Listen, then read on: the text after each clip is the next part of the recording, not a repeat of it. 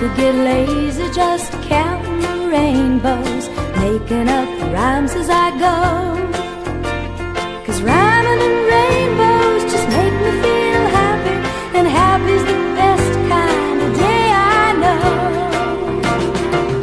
And it's a good day for taking it easy. It's a good day for flowers to grow, a good day for wishing, the right day for wishing, and it feels so nice to say it's a good, good day. And it's a good day for taking it easy. It's a good day for flowers to grow, a good day for wishing, the right day for wishing, and it feels so nice to say it's a good, good day. It's a good day for taking it easy. It's a good day for flowers to grow, and it's a good day for taking it easy. It's a good day for flowers to grow. It's a good day for taking it easy.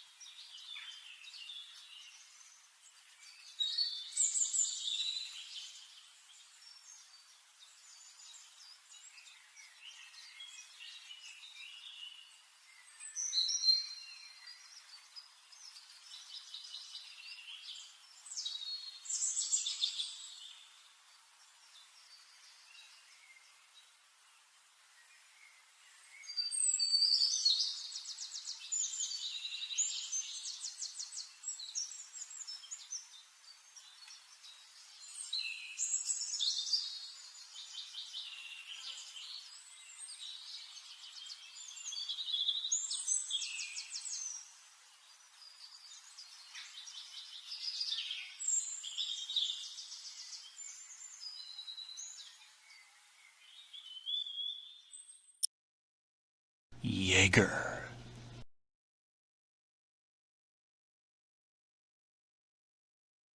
That's it.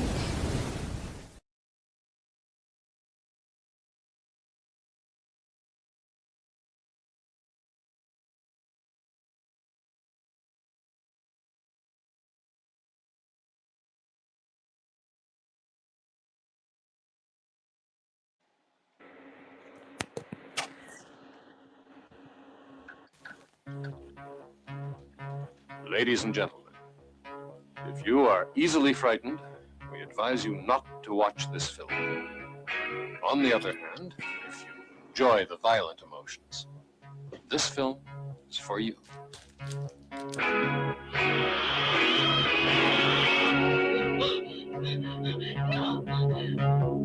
Body a whore, dead forevermore. Body 3 times, cursed pain and torture first. Body in a crypt, body hellfire dipped. Body ringing bell, body into hell. No one's life you save, crumble in your grave. Where did you hide her? In a safer place than in your truck. Sometimes I could kill you, Iris. Just once. I want you to make love to me before I die. You mustn't speak like that. Death has no power to separate us. You swore you'd never come back into this room again. I want to stay here alone with my mother. Frank, your mother's dead. So is Anna.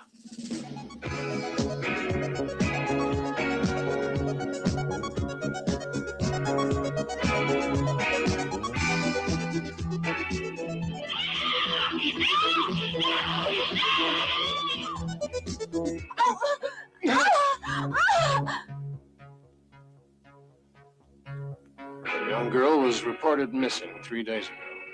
When last seen, she was in this area. Did you see anyone then? No. Who are you? Police.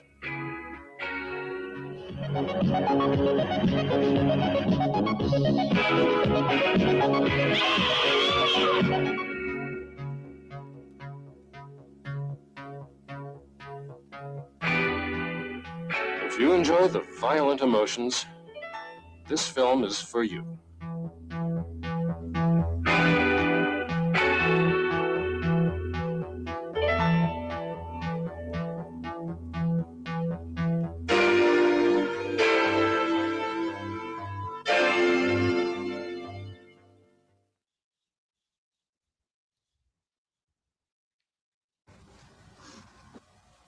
Hello, I'm John Waters, and I'm supposed to announce there is no smoking in this theater, which I think is one of the most ridiculous things I've ever heard of in my life. How can anyone sit through a length of a film, and especially a European film, and not have a cigarette? But don't you wish you had one right now? And I'm telling you that smoke anyway. It gives ushers jobs. And if people didn't smoke, there would be no employment for the youth of today. So once again, no smoking in this theater.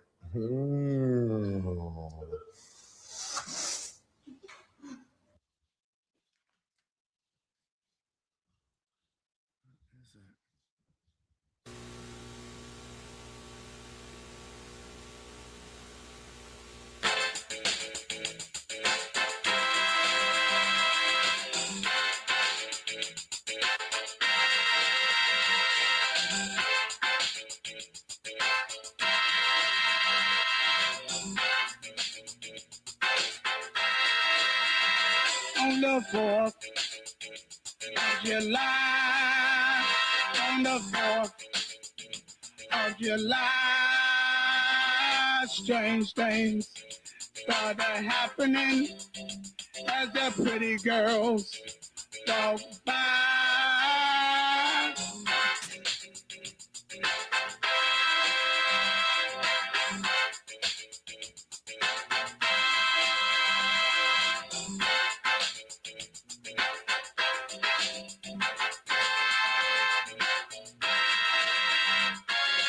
On the 4th of July, on the 4th of July, strange things started happening as the pretty girls walk by.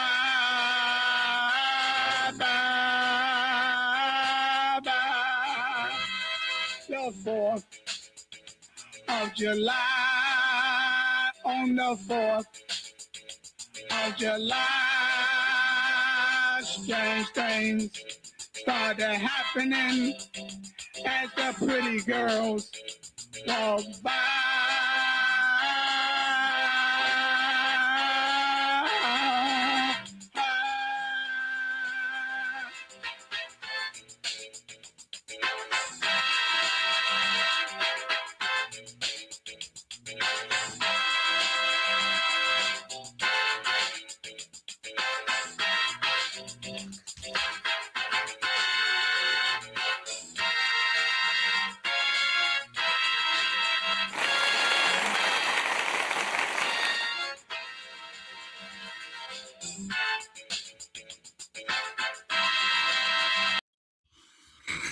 Oh, I thought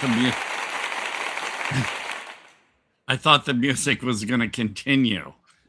Listen, God. I was thinking about leaving it as a background music for the entire show, but I was That'd be talked out of fine. Imagine chasing everyone away by just letting that loop under our it. conversation. God. No, when you played the John Waters thing, I was like, where did I put my copy of Desperate Living that I know I showed it last week, but I was going to hold it up I again. got him smoking. He wanted a cigarette. He was like, damn it, where'd I sit him? Well, they used to show that John Waters PSA before Rocky Horror back in the 70s when I would see it at midnight at the Varsity. So that John Waters one was always playing. Oh, there's Annabelle's avatar. Yeah, can you hear me? Yeah. Yes. Rough day today, rough day. Oh, tell me about it. I got to say right off the bat, I'm exhausted as all hell. And, from the whole thing this week for the film shoot. And then I worked last night, which was surprisingly not swamped. And and more people came in after the fireworks, I guess. But it was okay because I was exhausted. Then I get home and I thought, Well, I'm going to do a quick load of laundry while I'm settling in, and my fucking washing machine, the water, it's a front loader. The water came pouring in, and then it stopped. Oh, man. And I'm like, You've had enough problems with that so place. I hit cancel. I started it again. It did a little water again, and then it's turned a little, and then it stopped. And the timer like would go down and then go back up. And I'm like, what the fuck? So I had to fish out all those wet clothes, wring them out, put them in the dryer, put them then in the hamper because they're not entirely clean. And then I put it on a spin cycle, which worked to get rid of the water. So, of course, now no one's going to be able to look at my washing machine until tomorrow if I can get someone to come over. And in the meantime, I got one towel left. And it's like, air dry. You don't fan dry? But it won't wash. I can't like soak everything and hand wash everything and then hang it all.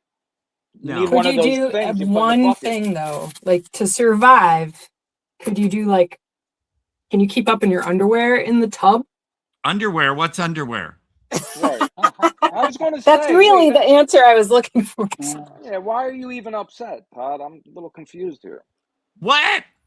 Yeah. Why I mean, am I? Why? Yeah, this could be your chance to just go full nudist. Just show up to work in the Well, boat what now. about when I have to go to work or well. step outside? Well, just my sheets. Well, you're gonna have to just hand wash your work clothes. I've been there, man. Sometimes you just gotta wear uncomfortable hand Well, wash I mean, clothes. after everything, I mean, they came in Friday of last week to cut a hole in my closet door, and of course, which then enveloped my entire apartment in the smell of dead rat shit and rat piss. And it smelled like methane in my apartment. And they showed up on Monday, and of course they sealed it, and they sealed the closet door, but still the smell. So then they came in when I left for Los Angeles, for Santa Monica on Wednesday morning. They showed up just as I was packing my car, and my the complex manager said he would stay there, supervise, because I don't want anybody else in my apartment when I'm not there. And I talked to him on Thursday. He said that they cut a bigger hole in there, and they cleared out 3 more dead rats besides the one they cleared out last Friday, and sprayed everything and blah, blah, blah, blah, blah. And my closet door is sealed, but sometimes I can still smell something slight. And they said they set a bunch of traps. I hope they took care of the roof where they're getting in, because last night I could swear I heard some bumping around up there. So I guess they can't put more drywall in until they make sure they take care of everything. Otherwise, there'll be more rats in there. So I come home to that. It smells better in here, but then I fucking turn on my washing machine and it quits while I got a huge load of clothes in there. And I'm just you should just call out of work, Todd. You should just stay home today. And no, I gotta regroup. I gotta pay some bills, so I gotta go to work tonight.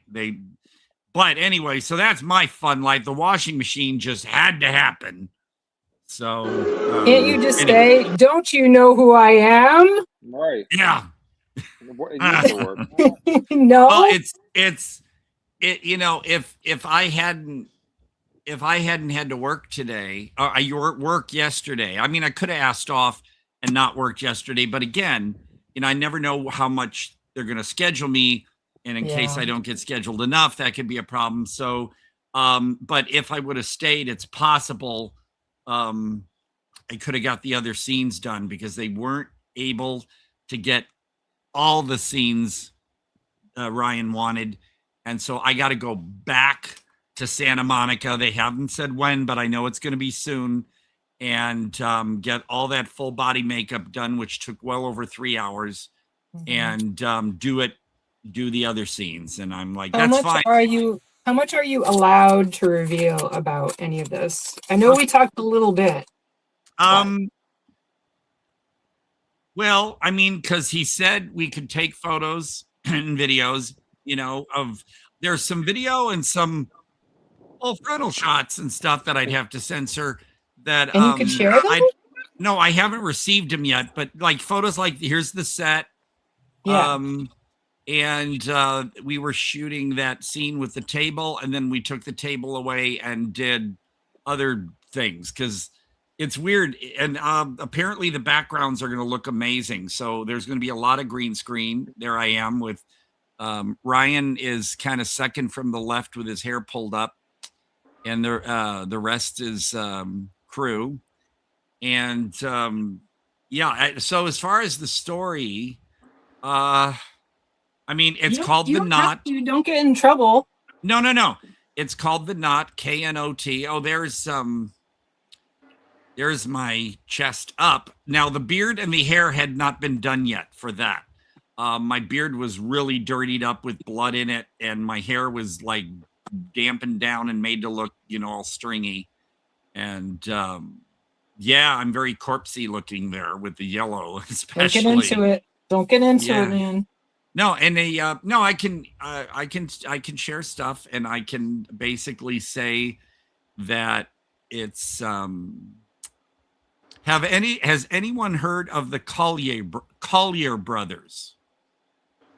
They were two brothers that in 1947 were found dead in their brownstone, and basically they were hoarders, and this movie is it's inspired by that, but I can tell you the Collier brothers, apparently a whole maze of labyrinth of like newspapers and stuff, because the one brother who was then wheelchair bound was blind, I believe. And the older brother thought that he was, once the brother would be able to restore his sight, would be able to read all the newspapers. So, but the story of the Collier brothers was that because people reported a smell, apparently, the police went in and found the caretaker brother dead under piles of newspapers because they set booby traps in the house because in case people tried to get in, thinking the brothers were rich. And but the brother died in one of his own traps. There's my arm, gross.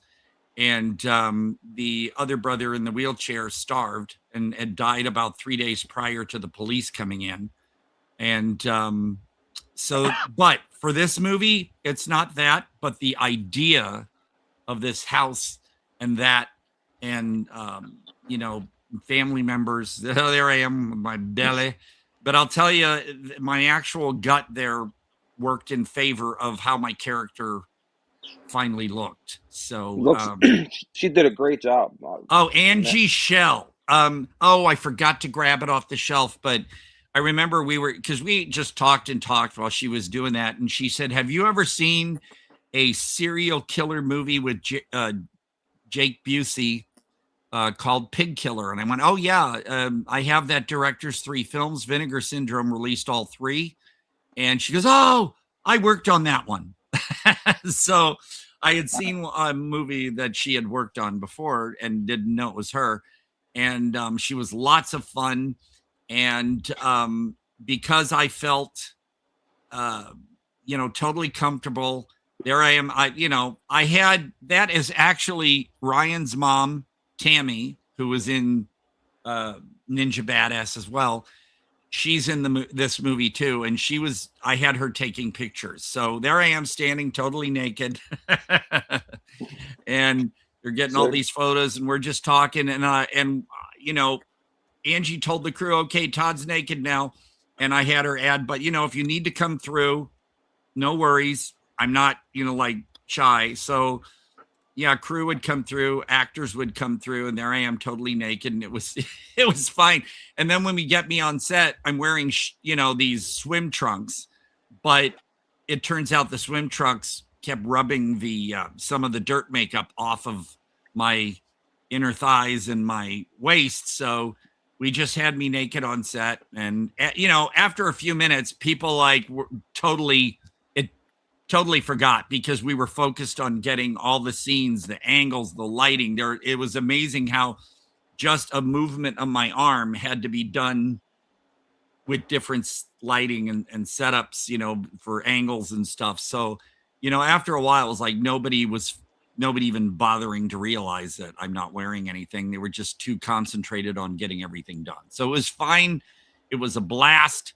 And Chris, don't you have the one where I censored my butt? Did you? Hold on. Yeah, he's Did you got say? that You sure one. you sent that? Yes, I did. Well, I posted it. I think that's the first one he sent. He was like, "Hey, look at this." Well, okay, so you copied basically all the ones that I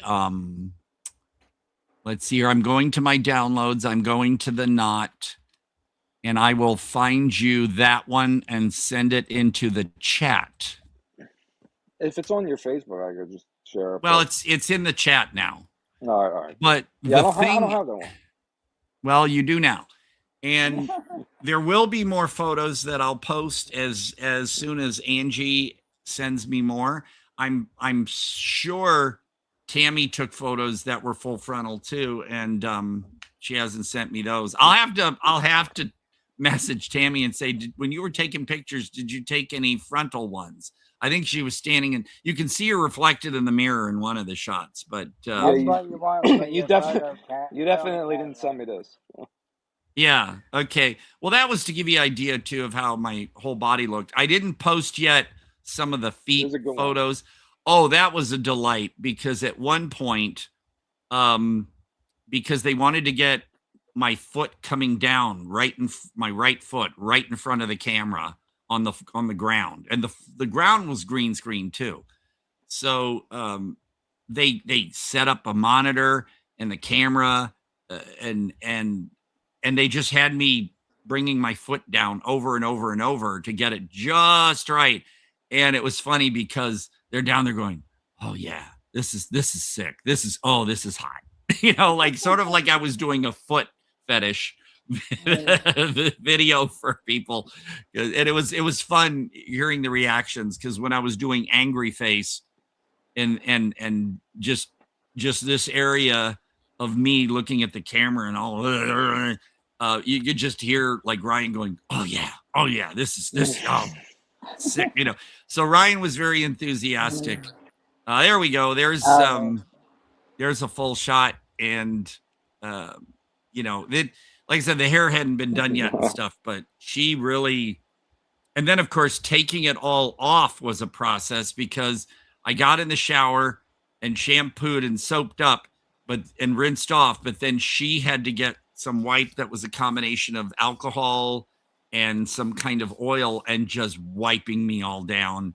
And then I had to shower again, and then I showered again when I got back to the hotel. And so yeah, let's say the first day I was there at about 3 o'clock, and we left near midnight. And then Friday I was there at about noon, and then we finished at about 2 a.m. And then I had to try to get some sleep. Got up at 9 o'clock. Hey, drove from Santa Monica back to the Palm Springs area, settle, unpack, and then go right to work. So I'm like, ugh. And so after the show today, I got to work again, and then probably get to sleep when I come home, because I have no idea if or when they're going to show up tomorrow, and hopefully get my washing machine. So I'm exhausted, folks. But let's see here. We have some bad storms and keep losing power. Oh, that's Jason. Yeah, okay. it's Jay. Okay, I thought that might have been you, and I thought, ooh. So if our show ever pooped out, it would be because of that. But there you go.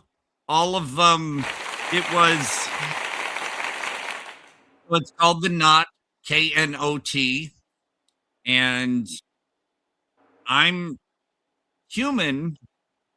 I look like a corpse, but I'm human. But let's just say there's a little more,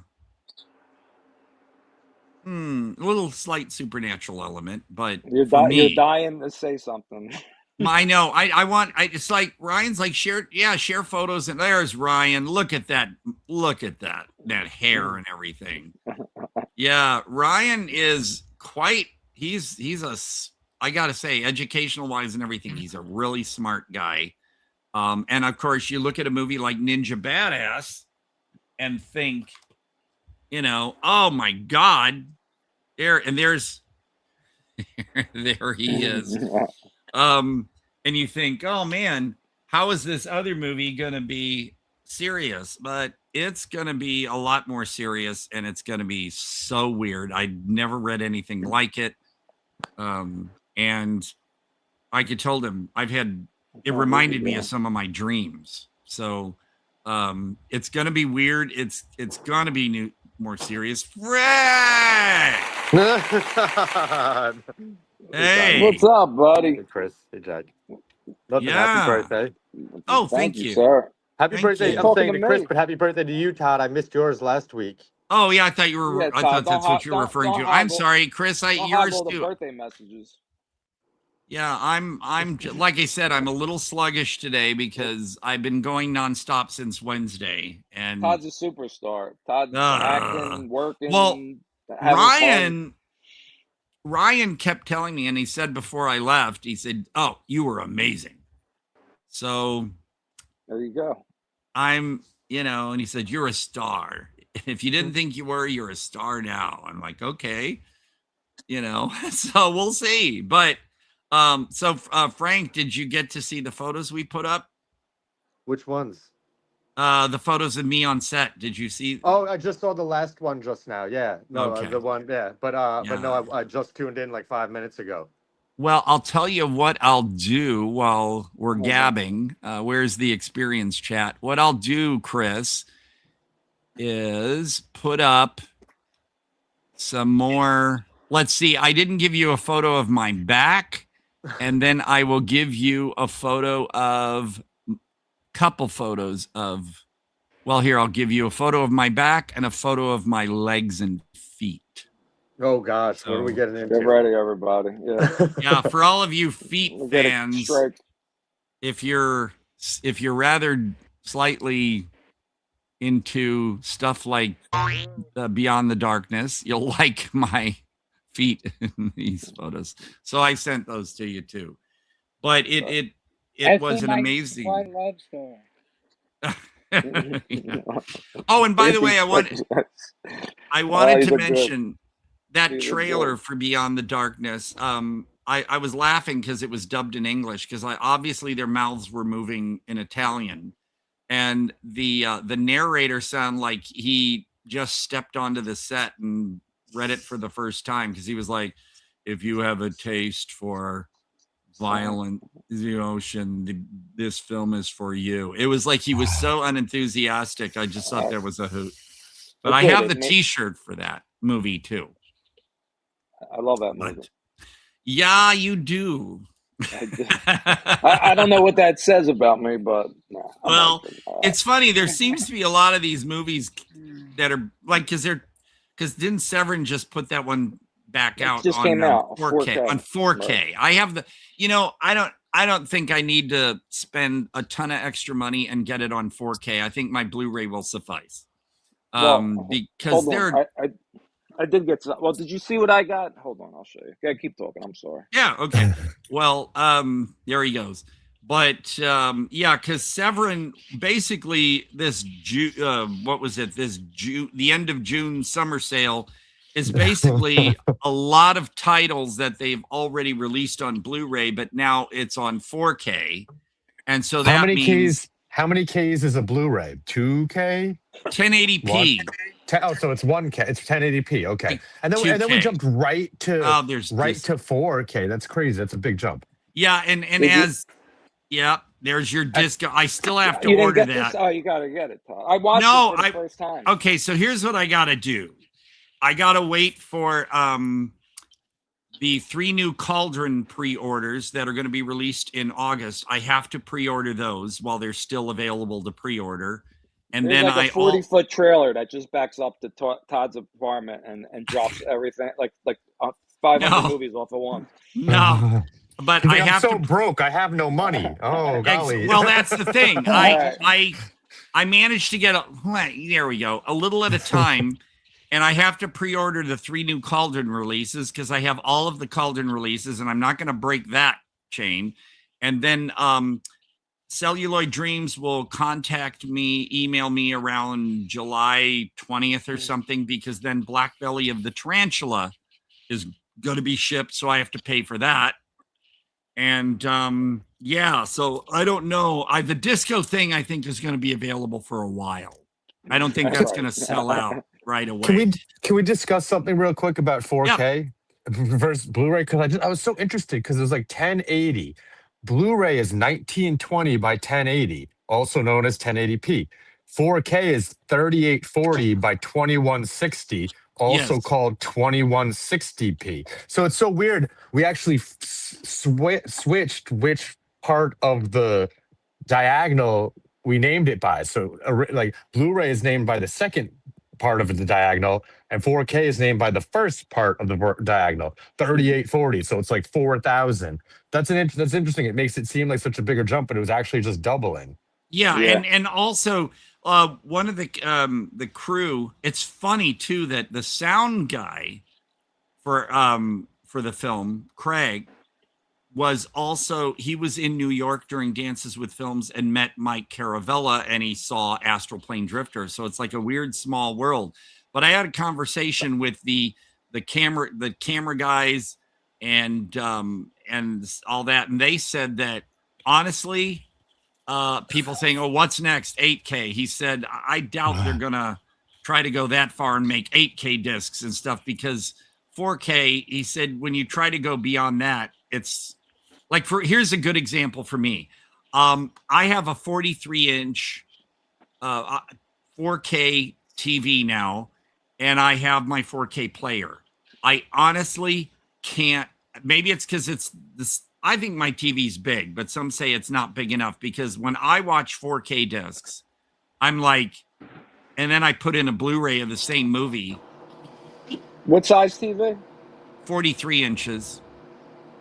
Yeah, well, they say, right, you don't really notice. I mean, there'll be maybe a difference that maybe you don't notice. But as you get into higher TVs, you'll see. Yeah, I don't really see a difference between my Blu-rays and 4K discs if they're the same movie. I don't really see much of a difference. If you put in the 2 discs and said, okay, which one was which, I'd be like, yeah, I don't know. So, but I still get the 4Ks. That's why I'm pissed I couldn't find my 4K of Desperate Living, because here is also now the 4K of the original Hairspray, 4K and Blu-ray. That was a quick zoom in. That was good. Yeah, that was wow. But it's automatic. Yeah, and so Desperate Living, I could see more things than used to on the past. But as far as clarity, like, you're right in there. I don't notice the difference. But yeah, so Hairspray and Desperate Living were. Do you notice the difference between DVD and Blu-ray? Oh yeah, right. DVD. That's a bigger jump. Some DVDs I have, like when we were talking about Space Station 76, my DVD on my TV and 4K looks beautiful, and the Blu-ray, I can't tell much of a difference because the DVD itself looks amazing. So, but some DVDs, depending on the movie, have a softer or. That's why I'm surprised some of these Italian gialli, look like they were freshly made, when you got American films like The Manitou, which I want to get from Severin, but they couldn't find the negatives and they used an interpositive. And so the movie has it. They did the same thing with Dante Tomaselli's Desecration. That one was from 1999. And yet for some reason, no one can find the negatives. That doesn't make any sense.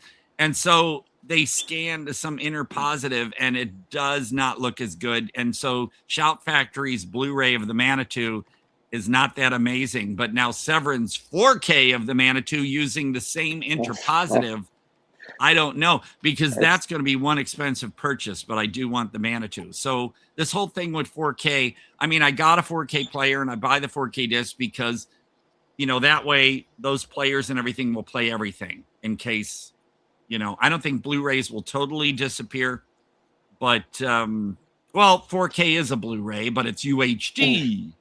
So it's too much now. It's not as so yeah, so that one, and then of course this one has to be mentioned. Oh God, the controversy over this.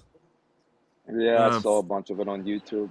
Yeah, apparently the way to watch it is the Laserdisc 2.0 for the audio, which is one of the tracks, because the Atmos track and the 5.1 track apparently used alternate audio in which some of the dialogue is different. Wow. And they say censored, but that's not what it means, because they didn't censor any of the cussing, really. They just changed some of the wording in some scenes, weird. which for different releases, and yeah, which doesn't make any sense. Do you know any examples? Like, have you listened to the two separately, or did you read about any examples of what they changed? Every time somebody in a review posts what the dialogue changes are, I keep forgetting to save that so I can. Yeah. But apparently, but even when you read them, did it seem like like big enough of a deal to you that you're like, oh, I do want to listen to that correct dialogue? Yeah, because like say something about like lines were changed to like that's right or something, and it's a different well, not removing the cussing, but also different voice, a different voice actor replacing certain lines here and there. So people are absolutely furious, because this thing was like $50 or something, and you know it's got great cards in it and stuff. But if this is not definitive, then I can understand why everyone is fucking angry about this. And I'm a little miffed, because are they going to then put out another edition? Or are they ever going to correct it? And how am I going to prove that I purchased it unless I go through and my Amazon? Because I had a gift card and I bought it with the gift card. And happy birthday to everyone! Thank you. Oh, it was 4th of July yesterday. Oh, but not. Who's that comment from, Todd? Paul the Jar. Wait a minute. Is that the director? What? Director of is what? it? The Jar. Oh.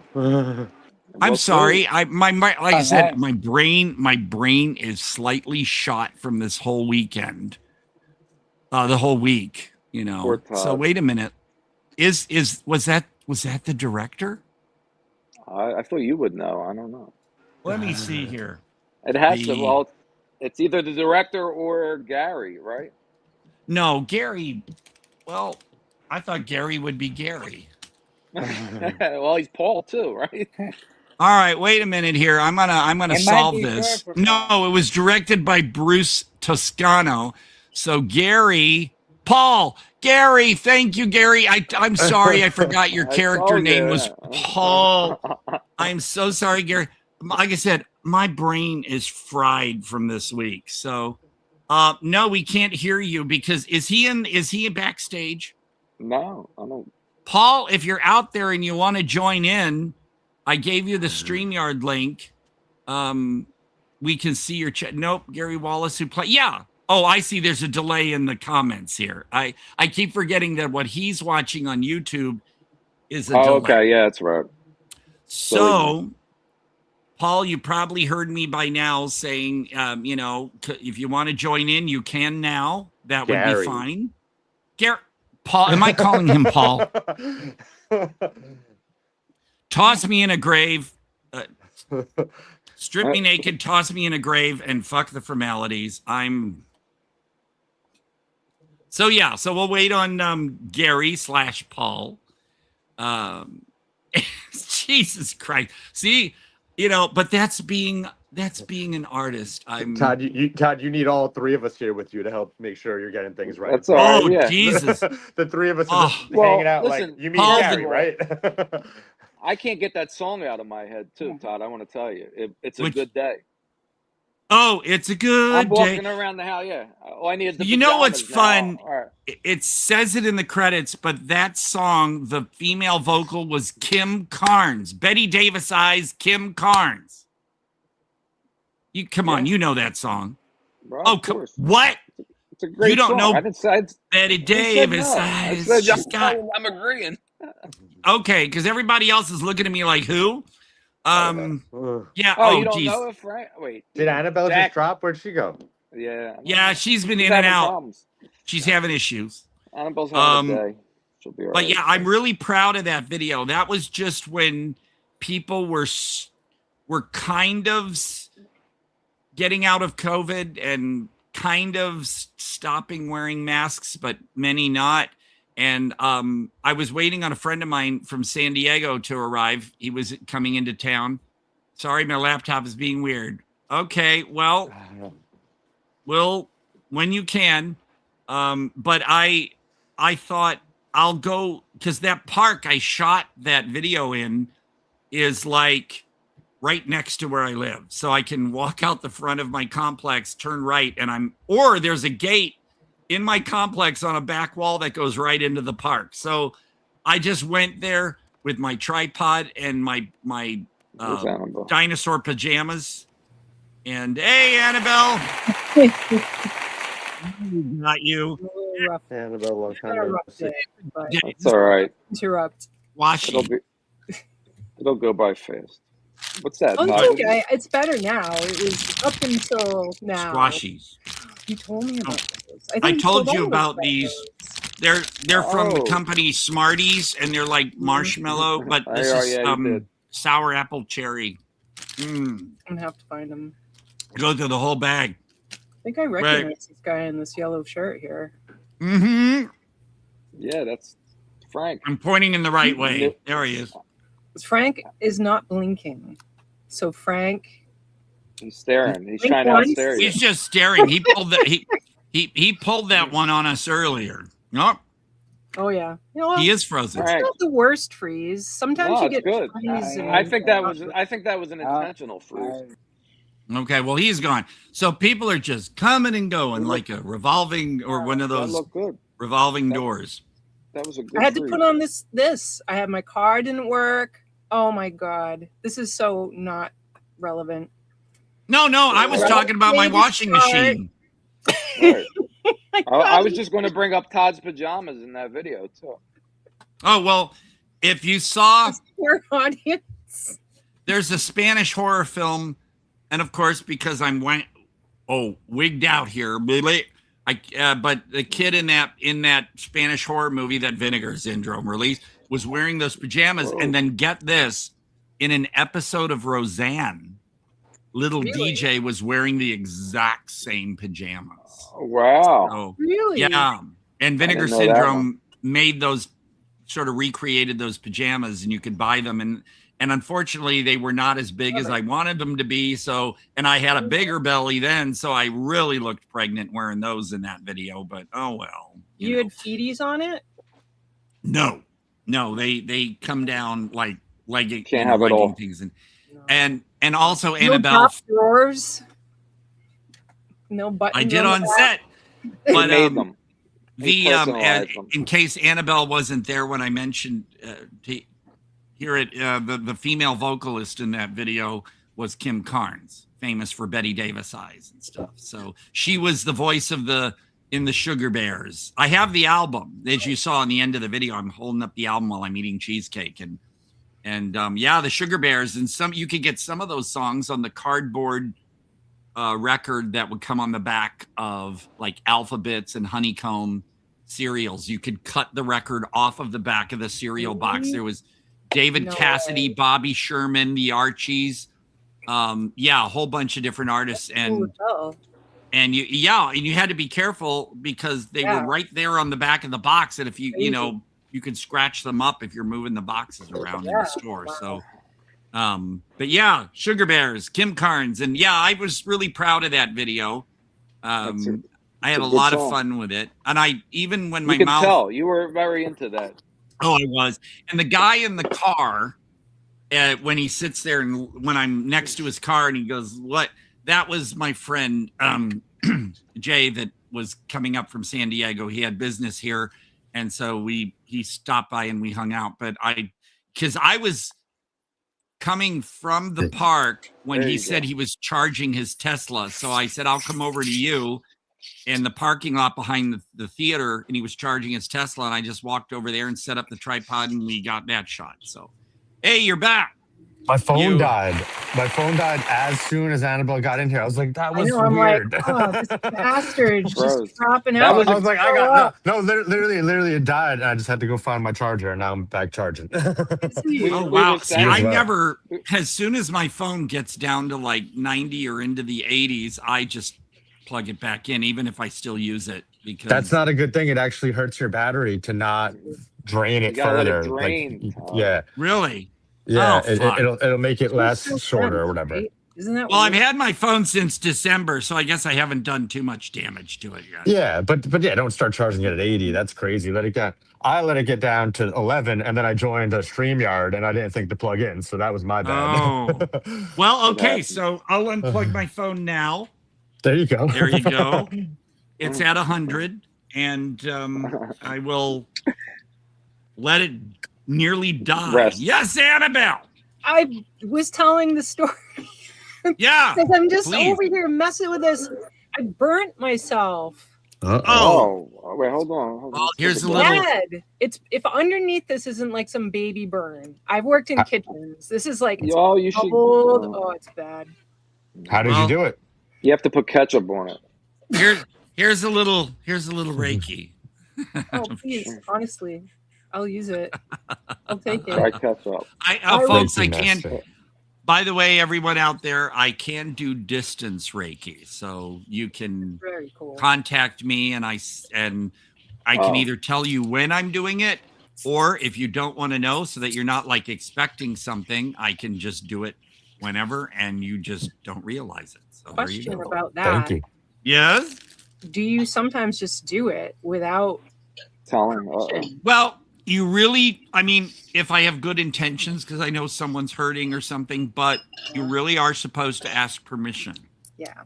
I guess it's fair in a way. Like you can just do it because you don't or, you don't want to just, even if it's good stuff, yeah, you don't want to do it to that person unless you without ask them, consent. can I? Yeah. Very important. So I did that to you because I knew you would want it anyway. So I'm pro. I just there's too many stupid personal things. So how did you burn it again? So I don't have like a big 4th of July celebrations. It's like a very small family and a very small pool of any friends who live within like really close to me. But I like to grill. So, and I don't do it a lot. So I went over to my mom's and I get all the meat cut up and all the vegetables, and I'm putting things on skewers, and I'm going to make strawberry shortcake. That'll be fucking sick. So I've got strawberries, I'm cutting them, and I boil water, and I'm putting strawberries in. And for whatever, I don't know why, I just reached over that pot of boiling. Oh, and the rim. Oh God, yeah, that's a bad burn. No, it wasn't the rim. Yeah. You're saying it was the steam, right? It was the rim. Oh, it wasn't the rim. Yeah, Okay. you reach in and you touch the rim with your rib. Okay. Steam I've done that. but yeah, it was like right on the metal. Mm-hmm. So it's And like, it's like a delayed thing too. So you actually like burn for a second before you even realize you're burning. Yeah, which makes it worse. I definitely knew what it was. Yeah, I still have a scar. Well, I can't see it well right now, but I still have a scar from when I was a little kid and we were on a camping trip. And for some stupid reason, my brother found like a wire, like I guess an open hanger, and he was sticking it in the fire so he could see the glow, which I don't know how he didn't, it would travel through and burn his hand while he's holding.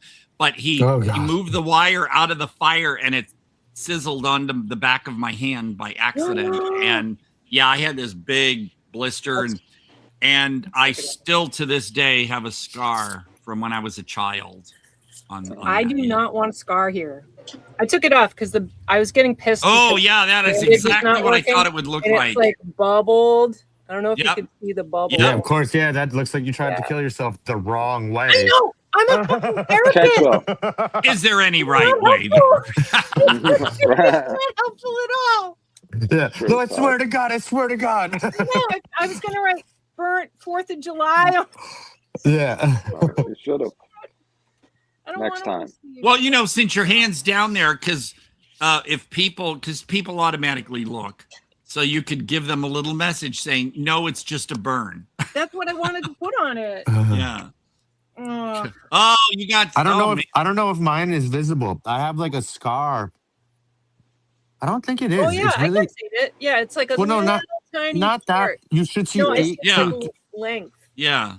Yeah. Okay. It's very hard to see through video. But I took a baking rack and I ripped the metal rods off of it, and I took a plier and I bent it into numbers, and I branded myself when I was like 20 years old. That's Yeah, fun. I swear to God. But I did the first 2 at work, or like right after work, and then I was scared to do the third one because it's like right over a tendon. But I did it a few days later because I was like, well, I can't just have 2/3 of what I planned on having. And so a few days later, I did the last one, and I mean, when I tell you it was bubbling, it was like a 1/4 of an inch over my arm. It was crazy. Well, they say your brain doesn't fully develop until you're like 24. So I Yeah, guess and for me, I would say like 44. stupid. I'm not even there yet. You know what? Oh, So again, it's like no film. well, this scar right here, this scar right here, it was from Sadie. She broke my heart. That's from Jaws. But I don't know what the name of the gal was. Remember, they were all comparing their scars in Jaws. So that's what I feel like we're doing. Told yes. No, that was not Quint. That was what's his face? Yeah, it was Dreyfus. I'll be right back. Richard Dreyfus. Yeah, when he looked better. No, because once he shaved that beard and got way up there, I was like, grow the beard back, Richard. You know, but what can you do? It did not work out very well for him. No, yeah. So I guess we're hoping Gary can make it in, and before we then would decide on talking about Dariuss, I gotta say they got it in the 4K of Audition. Really? And I changed. Oh, there you go. Yeah, Okay. they Barnes & Noble called me, and I switched the reversible cover to the original artwork, and there's the slip cover. It's very cool. And no, I did not pay that full price. Years and years, and I don't know why, because I love Asian. This horror makes the movies. 4th years. You're watching through YouTube. Okay, so so Paul, when you eventually hear this message, YouTube is on a delay. So you're hearing all of this afterwards for a while. So does he but want to be live? he wants to join in, and he has the StreamYard link. He's just having issues, I guess, trying to get in. So I mean, if I have to, Paul, I can send you the link again. Let's see here. Frank messaged I messaged a picture of the scar. Oh, okay. Well, Chris, that was in the Bill Jack Christopher chat. If you want to go into that chat, you can get the image. Okay.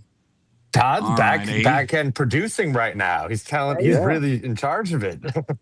I'm so happy. Oh, that's right. I learned a thing or two.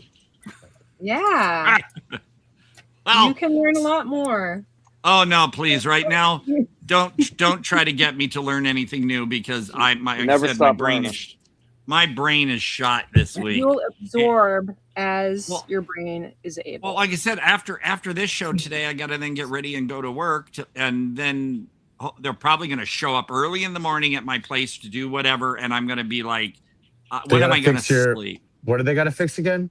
Well, they have to try to finish the job on the hole in the closet where they did the wrap thing.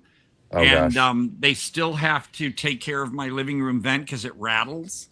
And then I got a call at 9 o'clock. I got to call the apartment manager and say, my washing machine quit. There you go. There you go. 823. I see it. You're gonna tell us the August 23rd. A pet. I did. I mean, if you want to hear, a pet of mine died then, but I but I had gotten really fucked up the night before on alcohol and Xanax. and like I was like I didn't even notice that my chameleon was dead until like long into the next day, and it was kind of like a don't do drugs anymore and take care of like it was like get your shit together, Frank. Wow. Did that work? Okay. Did it affect you? No. I mean, it reminds me that I should still be getting my shit together. So, Gary, you're getting it together. I don't know if you want to share it, but you've got some pretty hot recent events in your life. No, I'm just joking. I did get it together. I never got into drugs too deeply. A bunch of my friends did get deep into them. A bunch of people died. Like, it was a crazy time in my life. Like, so yeah. No, I got it together. So I'll interject a little. Gary just messaged, what room, how do I? So I sent him the StreamYard link again in his messenger on Facebook. And so hopefully, Gary, if you've already seen it, or by the time you hear this, I sent you a link. That's how you should be able to get in. If you want to tag me in also, I can help him with some normal stumbling blocks for StreamYard some people have. Well, I mean, hopefully he's... Oh, here's Del. Hi, all from New Zealand. Nice. Yeah. Hi, New Zealand. Oh, I love New Zealand. I'm a New Zealand freak. Yes. I love it. Have you ever been, or you're just like a fan of the idea? No. I love... There's some artists, some music artists and stuff that I just adore. And hey, that's where feet was shot, or basically. Music. Del is the author of Metropolitana'S upcoming book. Really? Yes. She's a mover and a shaker. She's supposed to be on. I don't know. She might be having problems like Gary. So everybody's on problems when you're on your phone, make sure you accept for the audio and the video is sometimes a big thing. Thank you, Quaid. Now, Gary is on his laptop apparently, and he should be able to use the link that I sent. Let me see. To get through. So, Gary, if you're hearing this, or like I said, if you want Annabelle to help you somehow, now I just sent a message to Gary on Facebook in Messenger, and isn't it weird how there's always part of this show is like troubleshooting. All cookies, like on air. We're like troubleshooting on air. It's a good show. Yeah. Well, this makes it. Well, we have one. Here we go. Gary's here. Oh, hey, Gary! Hi, Gary! You made it! Oh my God! I'm so sorry to take so long, Todd. It's fine. Can you hear me? It's fine. Yes. Can you hear me? Yes. Yeah. Yes. Loud and clear. Okay. Can you hear us? Todd, can you hear us? Yes, I sure can. Yeah. Oh, I can. Yeah. Good, well, because I didn't get the link at first. So thanks for resetting it. It worked. Oh yeah, no, I was worried because Michael St. Michael's could hear everyone but me, and then he couldn't hear Annabelle. And last week, who was it that couldn't hear me again? I was the only one they couldn't hear was me. Yeah, and it's just like, oh my. I couldn't hear Chris one week. Oh. But we hear you now, Gary, and you hear us. We see you, we hear you. So, this is amazing. I have there he is in all his glory. He looks familiar. But yeah, I have my Terror Vision Blu-ray of the Jar, or I made the Terror Sharon. I know a lot of people won't. I guess they changed the title to The Jar because people back then didn't have the internet, and they were like, what does that mean? It sounds like a woman's name. But basically a Sharon, or however you pronounce it correctly, is the ferryman of the underworld. He is tasked with transporting the souls of the dead across the rivers of Styx, or Acheron, which separate the living and the dead. So that is what coins on your eyes back then. Yeah, that's what that one means. And but I really love the slipcover artwork because there's Gary right there, or Paul. I'm so sorry I didn't know who Paul was at Much first. I thought, is younger. that the director? No, look, the Walrus. Gary, I've been like lack of sleep all week because I drove up to Santa Monica to shoot a film, and got back Saturday morning and then had to go right to work and all this, and so I'm just like brute. And so forgive me if I... No apologies necessary. I'm just thrilled to be here. Gary, I'm so happy. Tell us about the jar. What was your experience? What is tell us all the things. Do you want questions? Do you want a free flow? What would you like? I know you've done Q's and A's, but tell us your experience. However you want to do it. I'd be happy to. Oh, I mean, well, we filmed it in 2-week segments, 2 weeks in the fall. Is that like what you meant for me to tell? Yeah, just tell us whatever comes to mind, because we don't structure the show that way. Oh, wait a minute. Oh, okay. All right. Here's the thing. I had nightmares for days after the shoot ended. Wow. Yes. I could imagine. I'm sorry. No, I was going to say, while there's a delay. So here's, I think, if you're doing it through StreamYard now, you turn the audio off on the YouTube, and I basically watch through the StreamYard page so that you're now. Yes. Okay, hold on. If you watch through YouTube, there's going to be a delay in what we say, and then you'll answer really late. Hold on. Should totally close out of YouTube. Hold on. Yeah, you can close yourself. Todd, you become an expert. You're like a tech guy. You're the IT YouTube StreamYard trial and error, man. I learned. So Gary, you can basically shut yourself out of YouTube and just stay on StreamYard. Oh, he's frozen. Look what you did, Todd. See, Frank, you spoke to Look what I did. I have that effect. I mean, on he's people still giving good advice, though. It's still solid advice.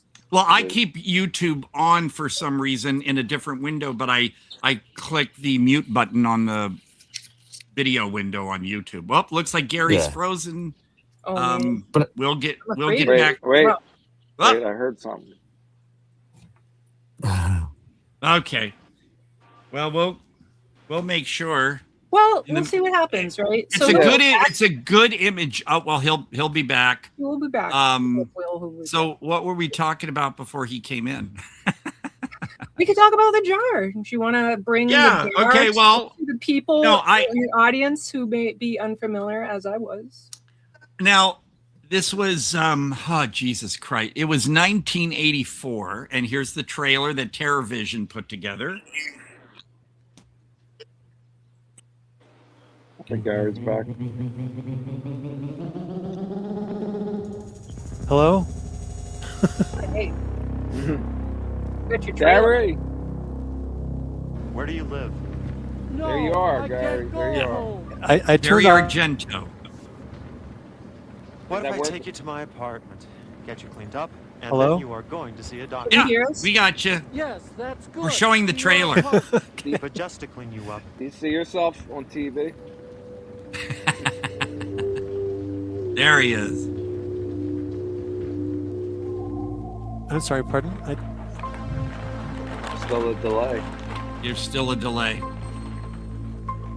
It's okay.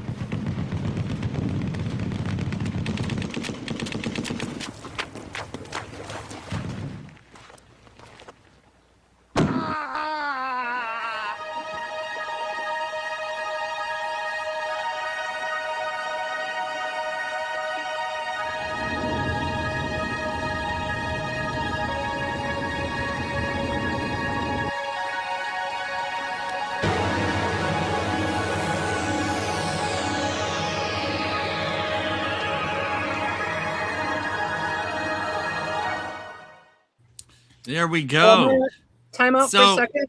Yeah, for Time the out for a delay second. thing. Yes. So I don't know if people saw in the chat. I just thought that Gary may have not the best internet connection, possibly. So we will just ask questions, allow him the time to catch up, and then we'll go back gently.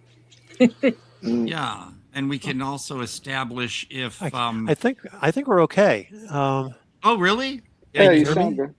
Yes. Yeah. Hello? Oh, yeah. I think.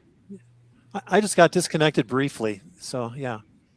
But are you hearing us as we speak, or is there a delay? That's the thing. I just heard you as you spoke. Yes. Okay, good. Okay. Then we're wonderful. I also heard Annabelle. Good. Yeah. All right. Yay. Well, we understand if things happen. So, some people pop in and out because it's this weirdness, but we'll stay on it. And what I was going to mention about that trailer that I really thought was interesting is it reminded me of the old style, especially Italian trailers for horror films or gialli, because there were scenes and not so much direct, lots of dialogue, but just scenes. And that's what I like about that trailer, because it's not really blowing everything for you. It's giving you these random scenes and you're like, well, what's going on? So that's very Italian right there. And especially the color scheme, the lighting, very giallo.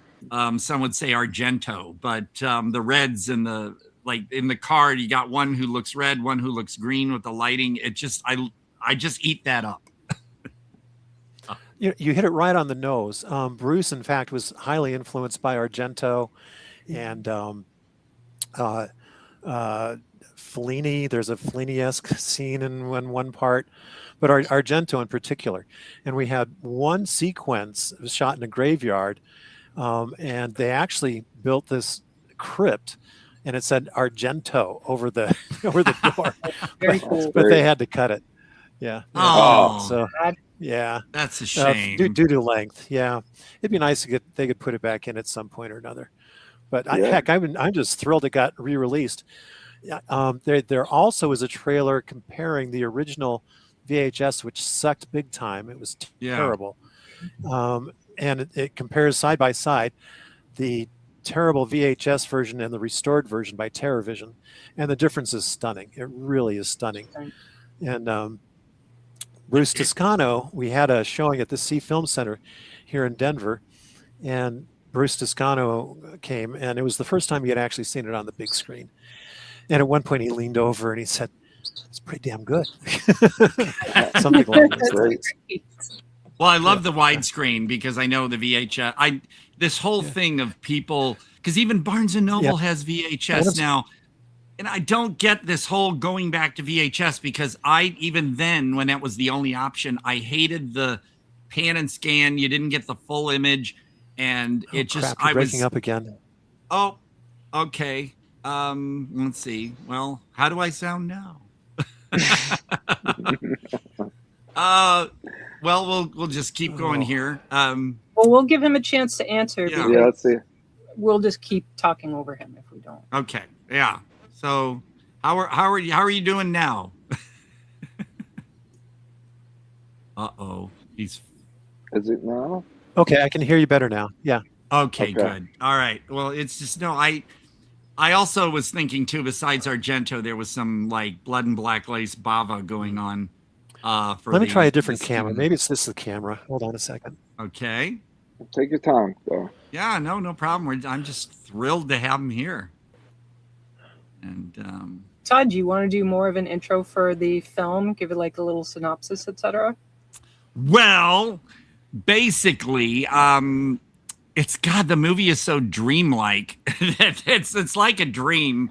Every scene is like a dream. Like you said, when you mentioned Fellini, for me, it was like a lot of weird stuff out of City of Women.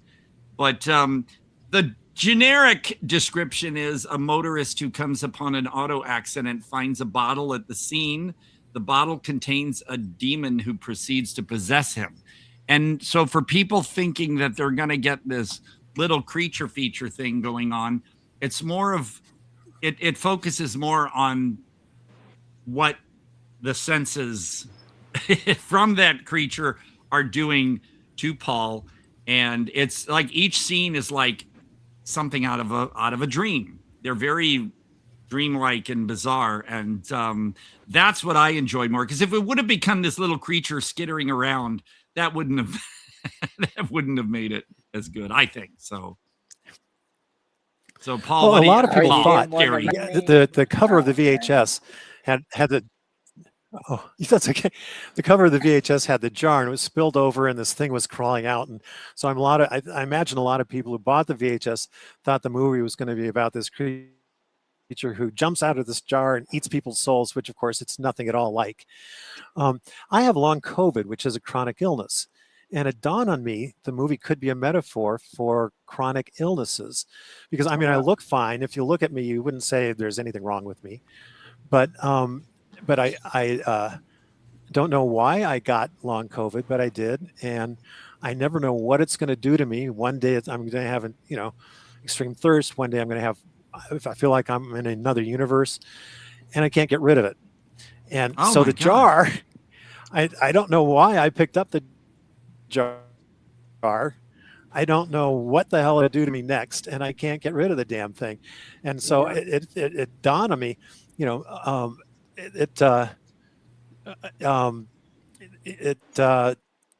just could be a metaphor for chronic illnesses. Anybody, a friend of mine's got lupus, and if you look at her, she looks fine. But she's had lupus for years and years and years. And another friend has Lyme disease, another chronic illness. And again, to look at her, you'd think she was fine, but she's been struggling with this thing for years.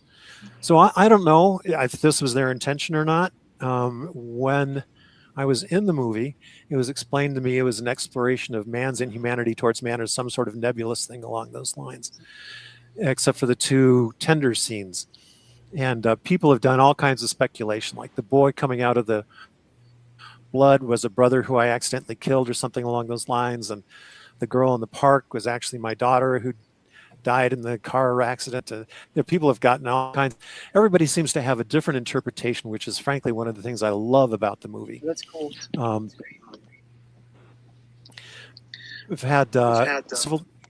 We had two at the Music Box in Chicago, and they were sold out and very well received. Well, the Q&A from the Music Box. The Sea in Denver, it was sold out. Whoops, Chris, yeah. I'm getting a thing. But yeah, I saw on the extras on the Blu-ray the Q&A at the Music Box.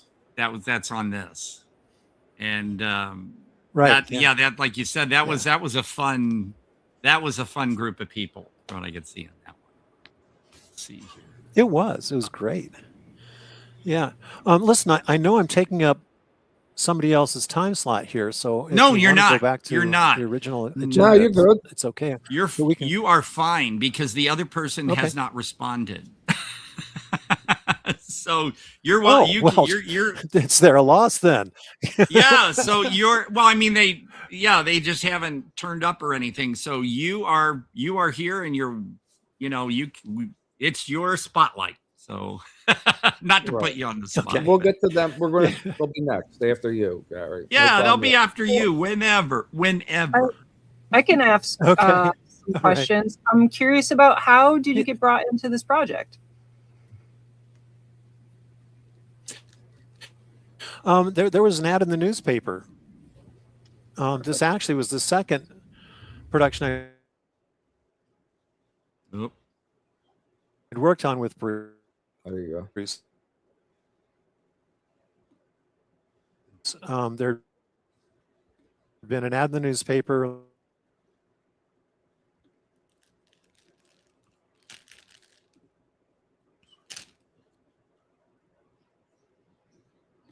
Okay. Did not realize it was the same people. I went and auditioned with basically the same audition and got the part. It's just and it's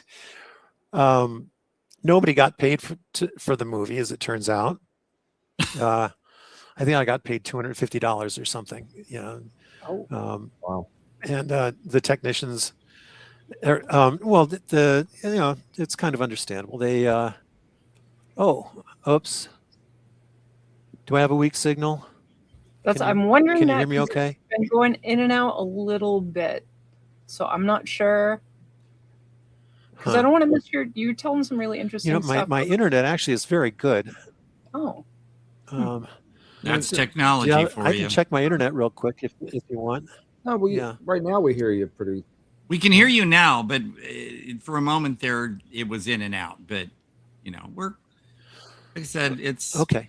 All right. We deal with it. Okay. So you looked at this ad in the newspaper and got in. We're not paid enough. What got you into acting? Oh, geez. Back in high school, way back in high school, it looked like an interesting elective. I mean, I was in band. I played clarinet in the band, and then same here. I decided, what the heck, I'll audition for a play. Yeah, and I got cast, and then I kept getting cast, and so I did a lot of local theater around Denver, and then this movie came along, and it was shot in and around Denver. The battle scenes, for example, were shot in Red Rocks Park. There were other parks in Aurora where some of it was filmed. You can tell by the merry-go-round, right? You don't see those in playgrounds anymore. You do not. So you can tell it was all shot the metal some time things ago. that kids could die on with all the metal things we used to have. Hey, we survived. We survived. Well, and they were fun. I miss those damn things. Yeah. We lost out. You'd spin And around, playgrounds- you try to stay in the center, and yeah. Playgrounds now even have they're either wood chips and stuff to keep the kids from getting Yes. hurt. I mean, we took our chances and we knew what to do. Now I think I'm not saying kids are dumber now, but man, we had those tall swings, right, where you could swing and then jump off and break your leg. Oh yeah. I will say that when I was in second grade, there was a kid, Chris Hanglin, and You he had to was name on him one out. of those. Chris Hanglin, he was doing a spin and smashed his head, and the ambulance had to come. Oh my God. We, like, had a big, yeah. And those jungle gyms. That's one out of how many kids in the country? Yeah. Kids are getting hurt all the time. The rest of us, Yeah. you got to make some sacrifices for. No, we were well, when I say we, I mean people of a certain age here. We got through all that. We survived lawn darts and stuff. I think that stuff probably went away after my generation. Once the internet happened. And people could be like, here's your internet, child. Oh, everything's happening like all at once. Yeah. Yeah. Because you didn't find about stuff like that until like the news Yeah, it's a later. lot safer here. Come on. Yeah. No, we managed. Those were the days, man. That's all I can say. But I also liked the music. That was the fun. Score for the movie was just really interesting. The score. The score has been the star of the show, to be perfectly honest. Everybody loves the score. There are several versions of it online you can find, and one is slowed down like to an eighth of the speed, and it lasts for a very long time, and it's really quite hypnotic. If you have a chance, it's on YouTube, and you can go on YouTube. Just put in there are a couple things you can search on. One, the jar 80s synth music, and another, and then if you just put in the jar music, then you'll find the slowed down version. It really is quite impressive. I'm sad there's no also soundtrack. TerrorVision released it on vinyl they not did. too long ago. Oh, cool! Wow. See, I didn't. Yeah, I didn't except know about it sold the out. vinyl. It sold out in minutes. Yeah. Of The course. sound it sold out in minutes. You can find copies on eBay if you're really interested. I'm sorry, Annabelle, I was talking over. One more time? I think it's just the timing. I was saying I think a lot of these horror releases that's become a really big record thing lately, over the past few years, and there's single press. So you've got it, it's done. It's this limited thing. Well, TerrorVision is really cool though. TerrorVision is also basically sticking with vinyl and cassette releases. I'm a CD guy. And I really wish that they would just put them out on CDs as well, instead of just vinyl and or cassettes. Todd, we got to get you a record player. I have 2 turntables. Oh, there it is. Wow. What? Oh, wow. Can you, Wow. Chris, I don't know if you can read who did the pressing for that. Well, that's from TerraVision. Well, someone had to Oh, press the actual album. Cool. Well, but anyway, I'm sad I missed out. But so we've got swings, music. Swings. That's where we're at. Yeah, the music. No, I'm really sad I missed out on that, because that's the one thing. Every time some music came up, I was really listening. So. Yeah. Oh, yeah. Yeah. Lots of scenes with me walking around, and in one show, I commented how I thought some of the walking around stuff could have been edited out, and one of the audience members says, "Well, no, that kind of shows your journey from one point to another." Oh, okay, fine. It's, well, yeah, we all did it was an different interesting things. experience for sure. Yeah. So now that I'm thinking, go ahead. I was going to say Karen Schoberg, who plays Crystal in the movie, was great to work with. She was fantastic. I'm sorry, go ahead, Annabelle.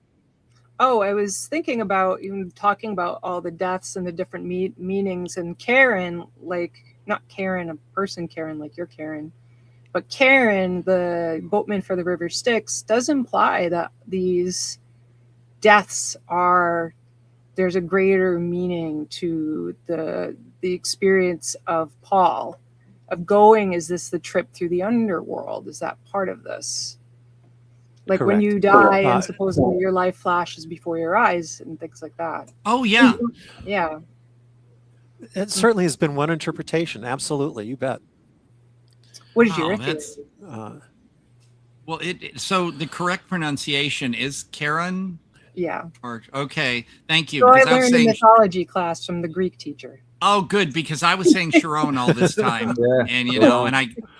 And, I should have Googled, pronunciation of. I should have done that, but I never did, and I kept saying Sharon. You're learning. I always called it Sharon. As a matter of fact, Bruce Toscano called it Sharon. So, but then I think of my Sharona, that gets stuck in my head. So I don't want to. Thank you so much, Todd. It's going to be in my head for the rest of the day. Doggone it. Okay. Oh, damn.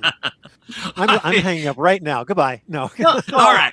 I mean, you can always hang up on us if you so choose. No, I'm not going to do that.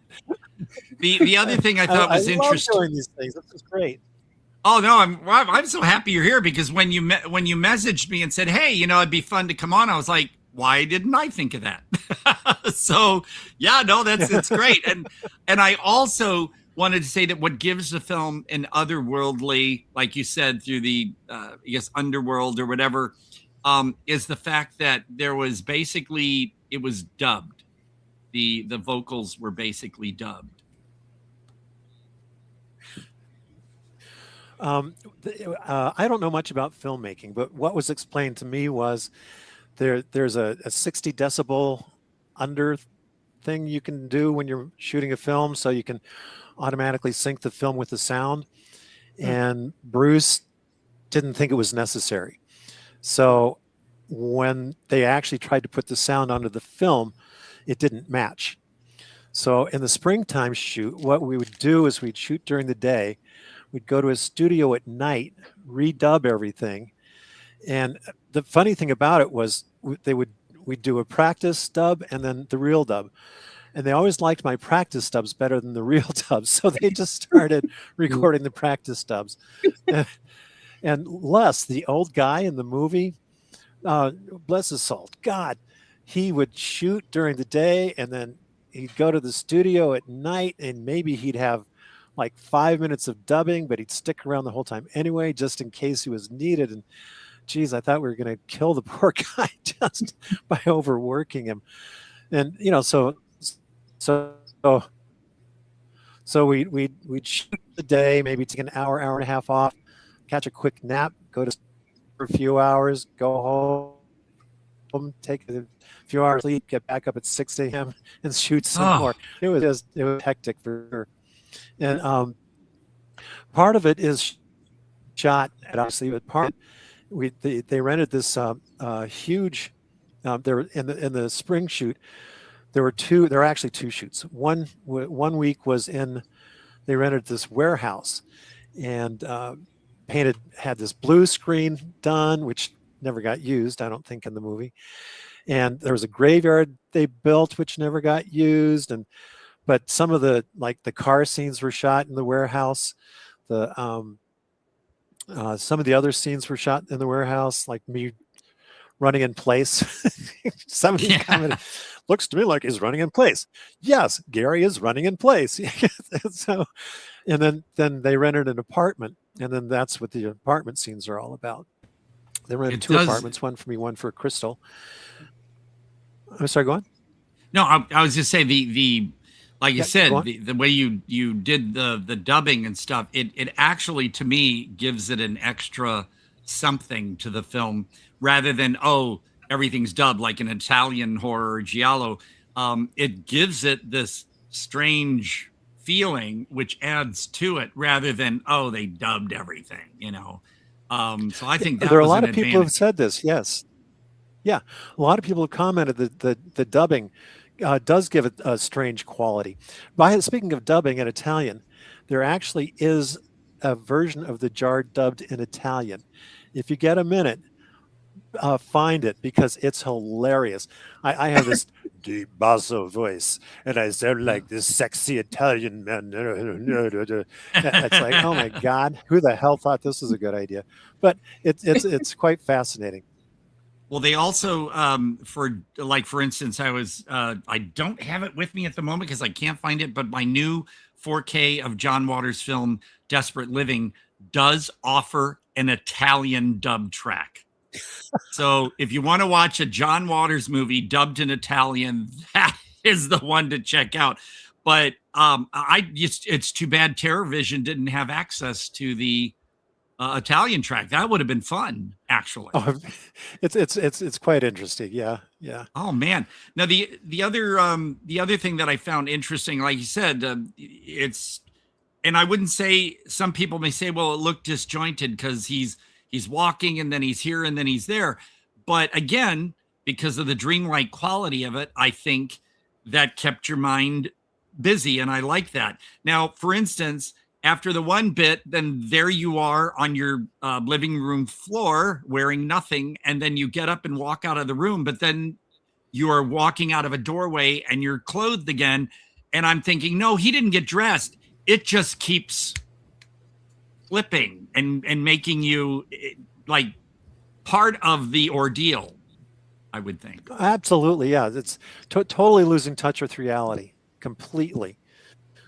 Not knowing if I'm in a dream, if I'm actually experiencing. There have been people who have speculated the whole thing with Crystal was actually not real. Crystal wasn't real. I have nothing to say about this. People, everybody's got their own interpretation, and the fact of the matter is there is no wrong interpretation for the movie. Wow. Everybody wants, seriously, 30 people will probably take 30 different things away from the movie.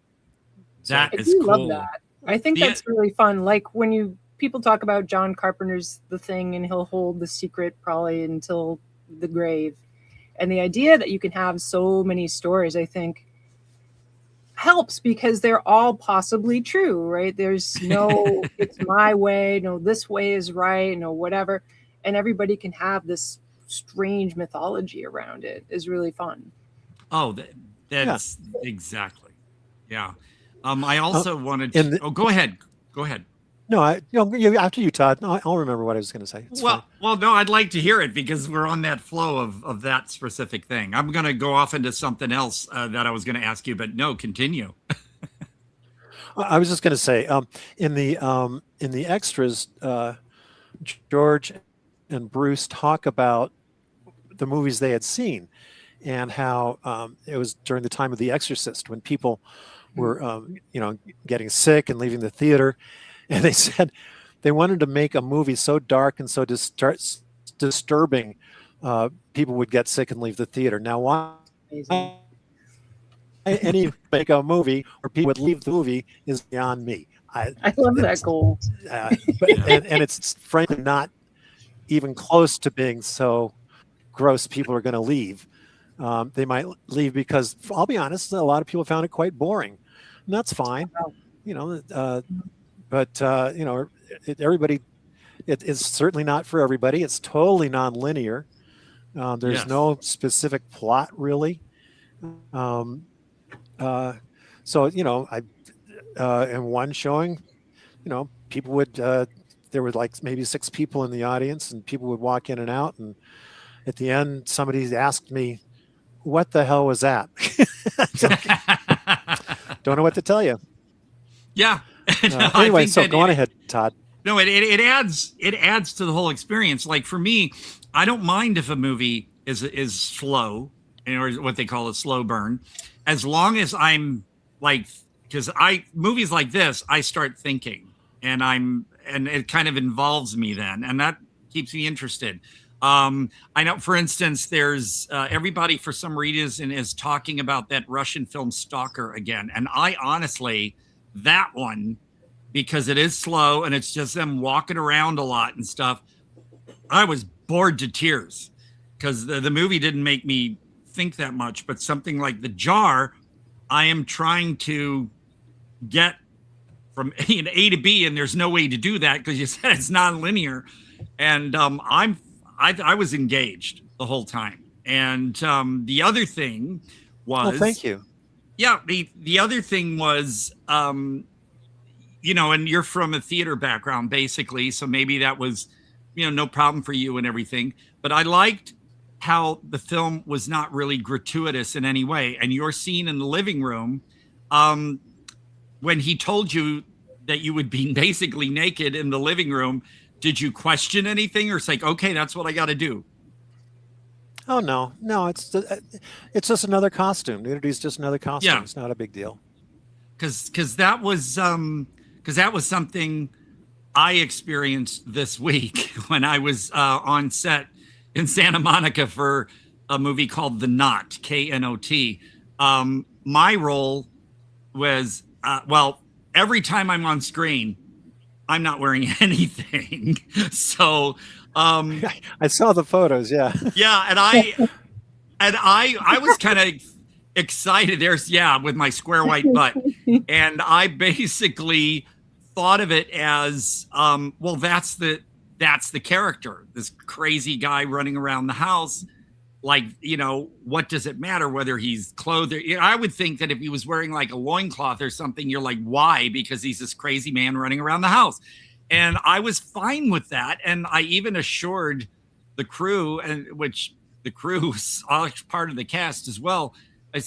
Nobody after the first few minutes, nobody even realized, I guess. They were so focused on what we were doing and everything. And I totally felt comfortable, and nobody cared. And I just figured it was an integral, whatever the word is, part of the film. So I really liked the strangeness, because when it showed you and then you got up and walked out of the room, but then came around the corner and you got your clothes on again, it was like an experience. Yeah. There's one scene where it looks like we're going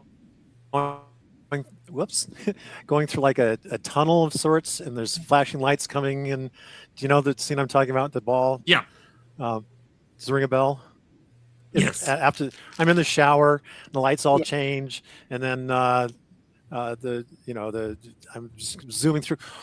What happened was they were sending. I don't remember the name of the company they were sending for special effects, but this was part of the thing where I fall down. They built this like cave like. I'm stuck in the microphone wire. No wonder it's coming. Oh no! So they built this structure to look like a cave, and this is, and I ladder and then fall down, and there's water coming down and whatnot. And they had this snake-like thing I was supposed to wrestle with in the water, and it was like I don't know if you've seen Plan 9 from Outer Space, where they're, you know, Oh yeah. they're faking wrestling with the octopus or something. So anyway, it's a similar kind of thing. And so the special effects company got it, and it looked like I was playing with this huge phallus. They said, we really don't think you want to use this thing. What? So instead they sent us this other thing with all the flashing lights and this ball flying through space. And Bruce had no idea what to do with it, so he just put it in there. It's totally out of context of the whole movie. But I wouldn't question it. That's the thing. A little backstory. That's great. I didn't even question that. I saw that, and to me it was part of the trippy experience. I didn't even, well, what is that and why? It just, because it was coming at you and cutting back and forth. I just let it happen. So what is this guy It like? worked. You know, it worked in the movie for some reason. Oh. Sorry. I'm sorry, what's the what? I was just asking, what's this guy like? He's like doing all this. He wants it to be the most gross movie. He's just throwing stuff in there. Sounds very interesting. Very interesting move. Bruce is a nice guy. Yeah. And when he saw the movie on VHS, how butchered it was and how terrible it was, he completely gave up on movie making. He said that nobody's ever going to hire me. It killed his art, as he said. Wow. And seeing the restored version really helped him out a great deal. I don't know if he'll ever make another movie. Maybe he will, maybe he won't. I'll be honest. He talks a lot in the extras about what kind of film stock he was going to use and so on and so forth. I had no idea he had so much information about movie making, but he was really quite knowledgeable. No, he's a very nice guy. George Bradley's very nice as well. But they just loved those strange movies. Same. Same. I'm the weirder the better. Yeah. I know that some movies are just weird, and you know, you're like, well, what the hell? But if it engages me, I don't mind, because I think that there's probably a reason, not so much plot wise, but there's a reason it's that strange, and I'm all for it. I'm all for it. And that's why this movie, you know, at first viewing, you're kind of I was taken aback a little bit, going, oh, this is odd. But at the same time, I was like, okay, I want to go with this. I want to see where it goes. So I'm really happy I ordered it. You know, it's so out there. And like you said, there are a lot of people who probably would shrug and say, well, ugh, but I seek things like this out. And yeah, there's the big. I know. Just curious, when you first saw it, was it the VHS? No, Did you see the VHS version? I could not get my hands on it. It sucks. Yeah, and I saw the artwork and I thought, oh, this looks like one of those movies from. I was going to mention a label, but now it's gone, because they would just chuck out any kind of and always have covers that Magnum Entertainment. Magnum or Imperial and other things, but this one, it was elusive, and I guess, like you said, glad that I didn't get a chance to see it. It took until TerraVision put it out that I finally got to actually see it, and I've been looking for this one. Cool. And it did not disappoint. You know how it is sometimes, you like, for me back in the they're actually. Go ahead. Yeah, go ahead, Gary. Oh, I was just going to say, there is a full-length version of the jar available on YouTube. If anybody wants to see it without purchasing the Blu-ray. Question: there is a full version of the restored thing on YouTube. Yes, it is restored. Okay, I was going to say, I'm not sure where people could find it. I just found it on Amazon as well. So it's I don't know if the quality will probably be different from YouTube. So if people do want to see it, the high def is $4.99. You could buy it for $12.99. Seriously? Yeah. So it's out there. I didn't. Although, oh wow, Yeah. cool. Although be careful with Thank you. the digital purchases, because as you know, lately digital purchases are being pulled or disappear. Yes. So that is why, you know, physical media, people. That's why And it's you got to own them.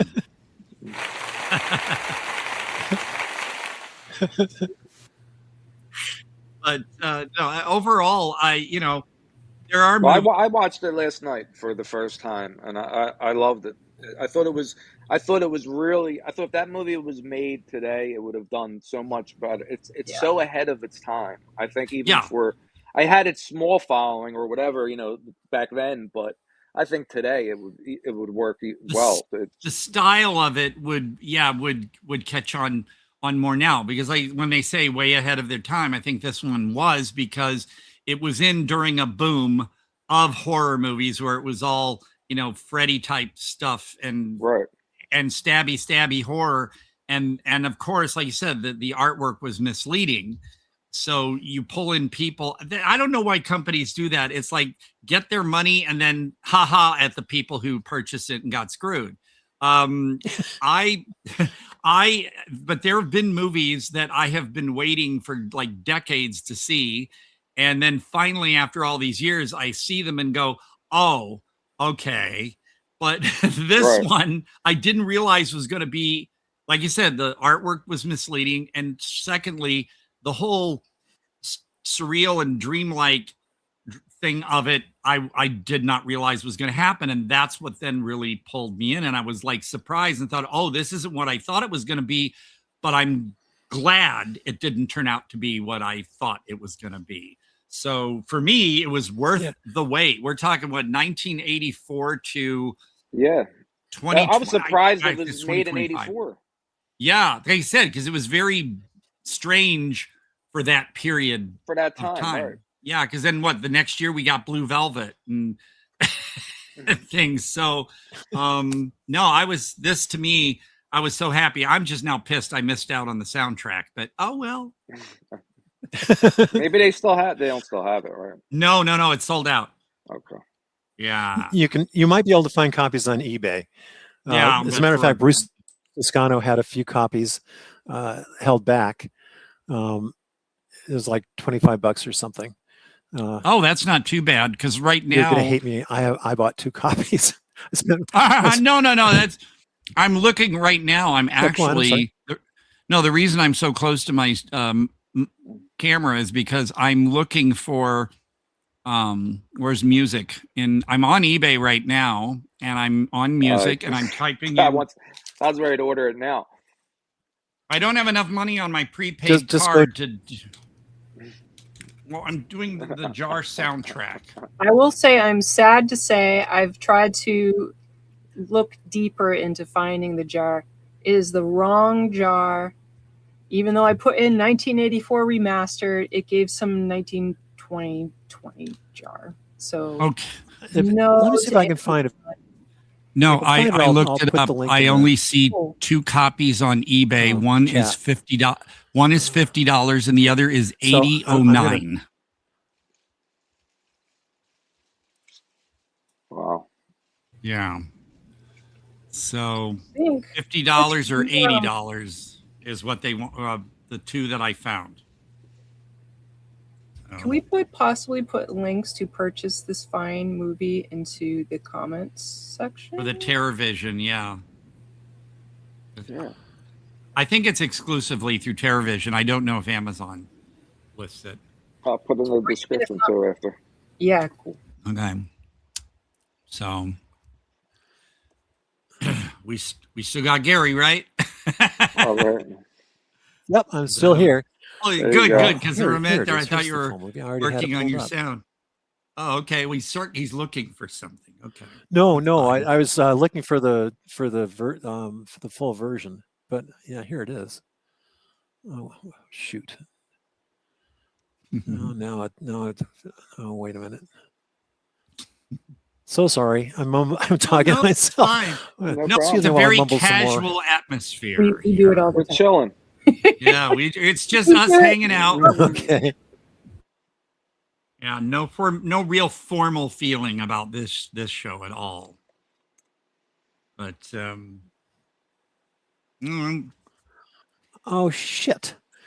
The full-length thing, and now it comes up, video unavailable. It was removed following a copyright removal request by TerraVision Films. Oh, I am so excited to hear you swear well. because you were so cutely saying things that weren't swears. I'm like, oh, what a dear, and then you swore. That's great. No, I love it. New England, you moved.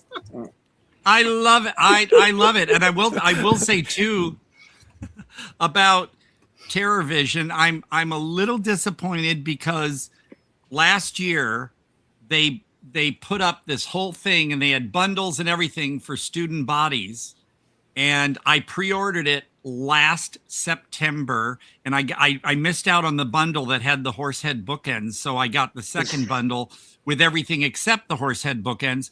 And they said the release date was December, and then they changed the release date to January, and still not out.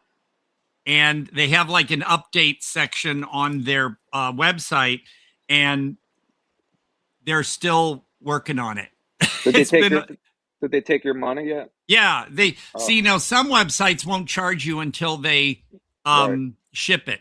But like Vinegar Syndrome and Severin and TerraVision, they charge you at the moment of your pre-order. Most do. Yeah, and I'm talking about nearly $80. And so TerraVision, get cracking. A technical question. Todd, no kidding. Maybe you can answer. I don't know who can answer. What is the length of the remastered version? Because I found it on YouTube, but it does not say remastered. So I'm curious. This says 1 hour, 25 minutes. IMDb says an hour 29. And that's the remastered one? No, I don't know what it is. It doesn't say. It just says The Jar, 1984, 1 hour, 29 minutes. So I shall investigate. Continue. So, and I understand too, Gary, that according to watching the extras and everything, that this was your one and only film.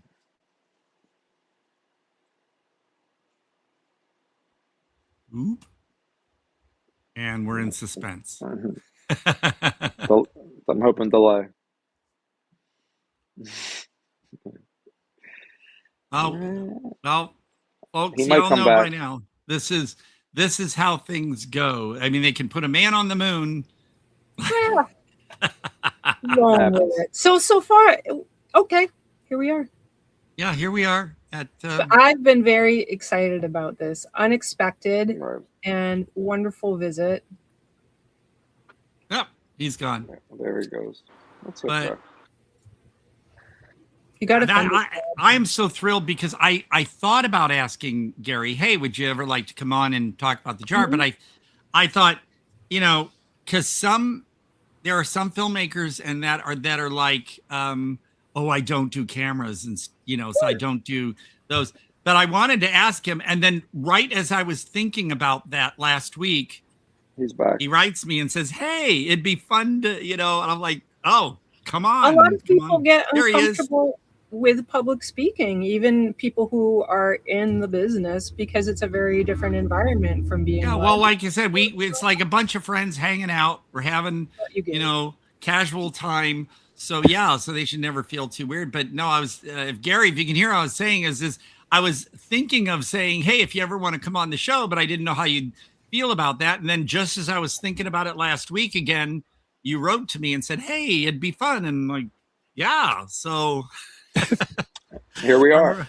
Yeah, because this is a little movie that I think people should discover. And whether you like it or, not, after you watch it, it's at least, this is, Gary, I think I might have told you that when I'm at work at the theater, I always have a stack of movies with me. And when people come to see a certain movie, I always pick up, thank you, Quaid. I always pick up and say, well, when you get home, you need to look at this one or this one. Well, thank you. And so I can kind of tell who is up for a little bit of being adventurous and not be so high expectation on, like you said, a big Hollywood type movie. So I will, I definitely recommend little things like this and say, see what you think. And, because it's a discovery. And this is a good chance to have you and get more people to take a peek. But like I said, the best way, folks, physical media, you gotta get and boy, look at that nifty slipcover. That's nice. That spiky thing, that was really strange. Almost it's great. It, like you said, that thing in the air, and then there was and I thought it's a more spiky silver sphere like Phantasm. Yep. In a way. Yeah. But, how that was filmed, I was actually controlling it, right? So you can't see my hand controlling it, but I'm controlling it into my face, and then they put little drops of blood. And I don't know if caught or not. Crystal is in the room. Crystal's the one who initiates the spiky ball. Yeah, it's that's for the other film we're talking about. Oops. But that spiky thing. Well, that's what made it on this cover. Mm-hmm. See the spiky thing, although his face is the other direction. You were gonna say? Yeah. Nothing. No. Crystal's the one who initiates the spiky ball. It's a very quick shot of her face, and then the ball, the spiky ball. Oh, okay. No, the one that I was going to ask, but then your camera went out and stuff was, so in the extras on the disc, you say that this was your one and only film as well. Correct. And did you have any interest? I just went back. I just went back to work. Oh, okay. It never occurred to me to try to send, the movie to an agent or anything. I don't know why. I actually auditioned for agents in Denver, and they didn't want to use me. So that's the way it goes. No problem. Well, I don't have any agent or anything myself. So I always feel too nervous with stuff like that. So Bill Whedon is my agent, and I know Susie Snowflake has always been sort of like pushing me a little bit, but no, I just kind of people just kind of ask me, and so that's kind of where I'm at. I'm not, I'm not in any kind of thing where I'm seeking out stuff. I just kind of let it come to me. Yep, Annabelle. I'm curious because as I was looking for the runtime of The Jar, which I can see from playing at Music Box Theater, is listed as 85 minutes. I wanted to ask, because you were live in attendance, what it is like to be at these screenings. Oh, I'm not going to lie. It's a great ego feed, because yeah. And, I'll be honest, my acting has been highly criticized. The movie's been highly criticized, and it's all fine. Everybody's got their own take, and that's perfectly fine. I really thoroughly enjoy them, and I enjoy the interactions with the audience. It was, coming from a theater background, to get applause after the movie was very nice. I'm not going to lie. It was great. And, I had to pay for my own plane ticket to Chicago. They did get a hotel room for me. I flew in. It was on a Friday night. And it was a Friday or Saturday. It was a Saturday night. And I flew in Saturday afternoon. And we had 2 showings Saturday night. I flew back to Denver early Sunday morning. It was a real quick turnaround. And for the another hole in the Head Film Festival in San Francisco. My son lives in Berkeley, so it was a combination visit and going to another hole. But I paid for my own plane fare. I paid for my own hotel for this one. It was fine. It was absolutely worth it. I loved it. One of the things I loved about the Q&A, and I don't remember all the questions as much as I wish I did were all the different interpretations of the movie. It was great. I loved it. And all the different questions people came up with. It was fantastic. It was, stuff I had never even thought of. I can't imagine Bruce and George ever thought of it either. But signing posters afterwards in another film. Somebody wants my autograph. Are you serious? What the hell? It's like I'm nobody, and somebody wants my autograph. Cool. It's like, well, it's good. The one movie you did has a cult following, so you lucked out there.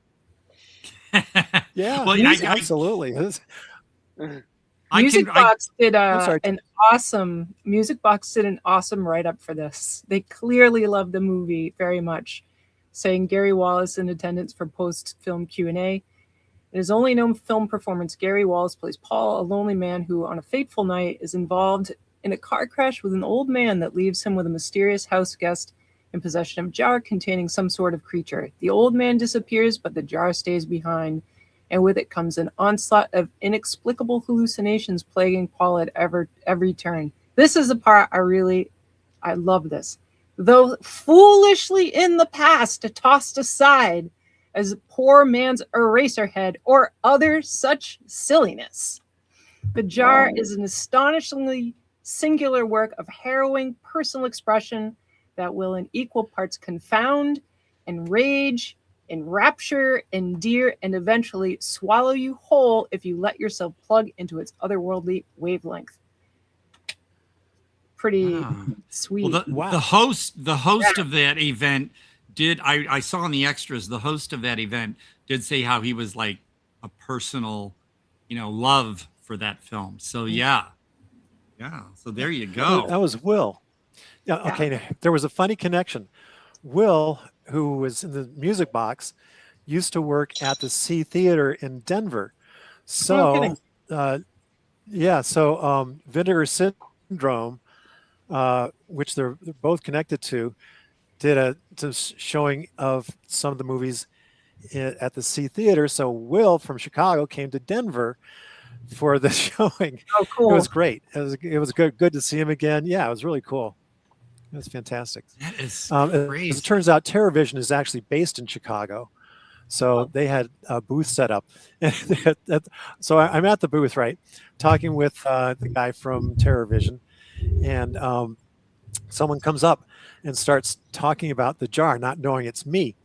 So he's talking with the guy from TerrorVision about the jar. And eventually the guy from TerrorVision says, why don't you just ask Gary next to you who played Paul in the jar? And he's like, oh. And so he was sitting behind me. And so they were doing this giveaway at the Music Box. And one of the questions was, so where was the jar filmed? And there was like Chicago, Florida, blah, blah, blah. And the guy, he's sitting behind me, texts me on the show, where was filmed? Denver. And he gets this. It's great. Oh man, but I can relate to those are the kinds of. No, go ahead. Go ahead. Those are the kinds of what? I was just going to say, those are the kinds of things that made going in person really, really fun. Even more than the applause, just the little moments along those lines. Because I was going to say, it's hard to describe. I can relate to that because I've had, from going to numerous screenings of Astral Plane Drifter, and people, my bits in that movie are very minimal, but that people, they ask me questions during the Q&A and they come up to me and it just makes you feel kind of giddy. And like at work, I've actually had customers come into the theater where I work with a copy of Astral Plane Drifter or even Toilet Zombie Baby Strikes Back. And hey, would you sign it? Oh, and I was shocked at how many people actually ordered movie I voiced, an Italian movie, El Dorado. It's an all-region disc, but you have to order it from Europe. And that people actually spent the extra money and everything and ordered it and brought it in and asked me to sign it. It's kind of it's not like, oh yay, I've made it. It's more like, wow, they really appreciated it and appreciated what you did. So Yeah. I hear you on that. It's a great feeling. Yeah. Todd, I'm sorry, go on, Annabelle. Sorry. I was going to say, I think it's awesome that these things are going on for Todd. And I'm thinking about how much it says about the jar, which could have been lost to the sands of time. Yes. Right. Is that this is a movie that who knew that it would develop this? Now we've got streaming and all other ways for people to access movies. And so I think it is so powerful that your film was able to here it is, even though it was panned and all kinds of crap because of the release it had. So bravo to you for being a part of that. Yay. I'm just glad to be alive for this. Thank you. Yeah. Thank you very much. You lived to see it. Yeah. That's great. I'll be 75 in September, so it's Oh, he looks better than I do. Because I just turned 63. Did you ever think it was going to happen, Gary? Or? Oh no, God, really? No. Wow. No, it was dissolved in acid. There's a show called Best of the Worst, and it was dissolved in acetone at the end of one of the episodes of Best of the Worst. It's actually how a lot of people heard about the movie. Was wow. Yeah. So in a way, it helps. VHS, they dissolved the VHS in acetone. Wow. Oh my God. Yeah, absolutely. A lot of people thought, God, can it really be this bad? And heck, it's been called a colonoscopy and all kinds of weird things. And what is it like for you before? Like that's brutal. If I'd made a movie, maybe on the one hand it would be funny and I would just roll with it, but on the other hand, I'd be kind of like, ouch. There you go. Ward, watch that episode. Well, Annabelle, think of it this way. Remember the well, I want to say sassy, but it was Angie who said it was a saucy movie, but that certain one I did back in 2000, reviewer said it was hardcore hee-haw meets Pink Flamingos. And the director thought that was delightful, even though it was a jab. And I think it's great. And again, even if they dissolved the jar into acetone in a way that does catch people's attention, well, I got to check this out. And then you're going to have the ones that go, yeah, or they're going to go, wow, I'm glad I heard about it. So it helps either way, I think. Yeah. That's my 2 Todd, cents. I want to be mindful of your time. I know you've got to go to work. Well, no, I don't. Let's see. At all, or? No, it is okay. I have to be at work in 2 hours, so that means I would, and I'm only a 10-minute. I'm only a 10-minute walk from work, so if I leave here in an hour and a half from now, I'm good. So don't worry. Okay. Thank you for thinking. And I can hang out for as long as you want. Yeah, no, you're welcome. Because our other guest, there's still no response from. So well, no, they got back to me anyways. To be honest, they did. So. They did. Yeah. Are they coming or? Yeah. They were waiting for us to talk about the movie, and then they were going to pop in. Gary, sometime? Oh, I'm more than happy to. This has been great. This has been fantastic. Cool. Yes. Well, I'm so thrilled you reached out to me again because I wanted to ask, but I wasn't sure, and then here you were. So, I wasn't sure how you would respond. Like, but no, come back and tell us more. And I love talking about this movie. I'm sure there's a lot more we could dig into it because it's one of those little puzzle pieces that you just keep, like you said, there's different interpretations. And every time I've seen it, I was like, oh, wait a minute. And I think differently about something. So I also need to see the restored version because I ended up seeing a VHS rip. Oh, wow. Now I need to come back informed. Before and after. Where? Okay. Yes. TerraVision put out a trailer where they showed the original horrible VHS and their restoration. See if you can find it on YouTube. Definitely. And because it's amazing. It is just amazing, the difference between the VHS. I saw that one. And good. Yes. The VHS, they didn't do any pan and scan, right? So for example, there's one scene where we're in an elevator and Crystal's carrying his chair, and you see half of my face and half of her face, and we're having this dialogue. It's like, what in the world is this? This is so stupid. Artistic choice? No, that wasn't a vision. It might have been, right? They'll say now it was. No, this is the way to see it. I mean, it's. I mean, there are still some scenes like the car accident scene is still quite dark, but again, it kind of like, well, what's really going on here? That's how I thought of it. And then the scene where you say the guy is chopping someone, but you really can't see it that well, kind of has you going, well, wait, what's going on? But again, and then it moves on. So you're like, what? And your mind's trying to. So it wasn't frustrating for me. It was just more of like, well, they're sort of like messing with your head. Yeah, exactly. Yeah. All right. Well, bring in the next guest. If you I'll hang out if it's all right. Oh yeah. I mean, you're right. Sure. No, that's perfectly fine. Even though you probably haven't seen Dariuss, but boy, just listening to what we'll probably have to say will probably have you intrigued. Well, you want to take? I'm looking forward to it. Yes. Nice. We'll do a break. Take a break, right, and then we'll go into Dariuss. I'll show the trailer coming off the break. 5 minutes. So hang around, Gary, because what it is they'll put stuff up on the screen to entertain until we come back. And so you just stay there and we'll be back. Okay. All right, Chris. Okay, thank you. Play that music, monkey boy. Go that way. Okay, here we go.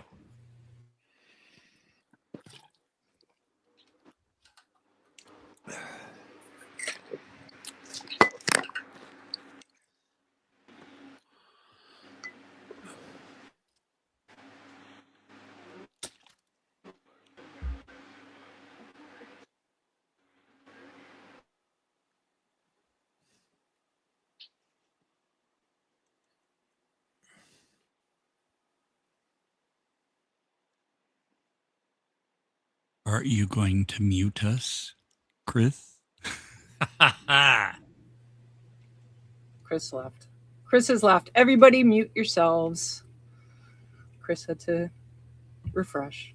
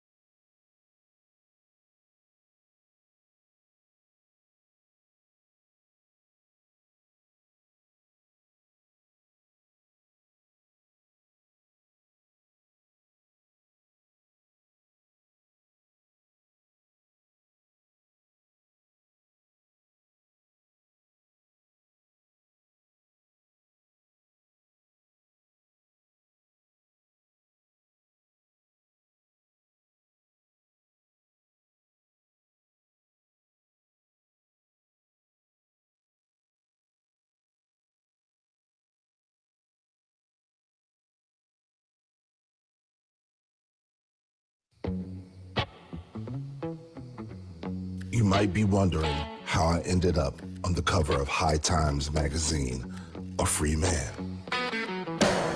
After review of the executive order signed this morning by the Office of the President. Millions know the legend, but there is one question everyone in this room wants answered. Sir, how did you become the legal king of cannabis? You asked me how I became the biggest cannabis trafficker in the world. Well, during the late 90s, I was responsible for nearly 90% of the hybrid cannabis entering the United States.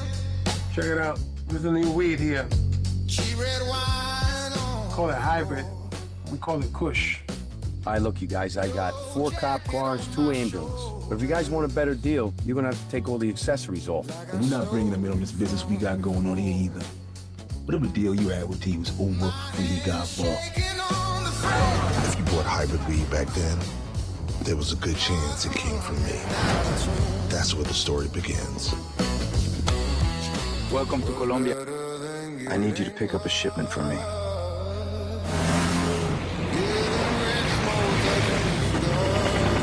The feds raided a huge shipment, and your pilot signed a proffer. If he talks, everyone falls. We're all dead. That could complicate things. We can kill each other o podemos ganar mucho dinero juntos. Money moves Washington, nothing else. Just get it done. I don't have time to slow walk this. All right, so how much am I getting from my campaign again? We're real good. My man.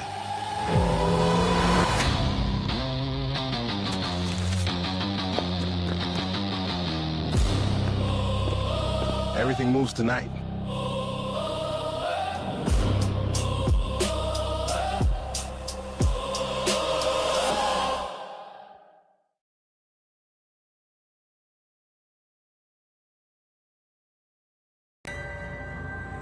Is he your father? What do you think had happened to her? Please give Natalie and her family some space. Most important thing is that she's home, she's safe. Your daughter has been missing 15 years, and you were too important to help. She needs to be able to explore herself in a safe space. She can stay here. I think I heard my dad's voice. You think you heard Calvin's voice? No, not Calvin. Did you hear that? Surprise! It's Wolfie protecting Mommy and you from Calvin. You have my permission to bite any bad people who come here, especially when I'm not around. It's about your mom. Not Mom. It was a stroke, honey. I wish she were here to help you piece it all together. I'm not gonna let them take you from me again. I love you too much. I know, Dad. I have to get to the hospital. I have to get patched up. If you come out, I promise we won't shoot. Let's not give him a chance to do this again. You have any idea what will happen when Calvin finds us? Do you? Are you my real dad? I am your real dad. Then who is Bobby?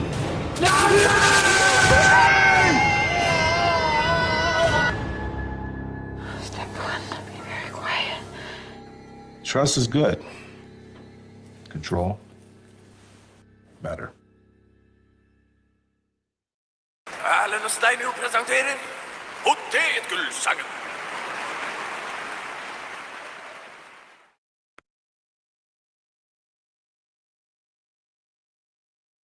Har dere mer potetgull? Nei, det har vi ikke. Har dere mer potetgull? Nei, det har vi ikke. Har dere mer potetgull? Ja, det har vi faktisk. Har dere mer potetgull? Ja, det har vi faktisk. Har dere mer potetgull? Nei, det har vi ikke. Har dere mer potetgull? Nei, det har vi ikke. Har dere mer potetgull? Ja, det har vi faktisk. Har dere mer potetgull? Ja, det har vi faktisk.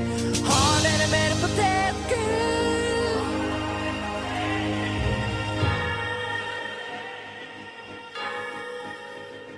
Hurra!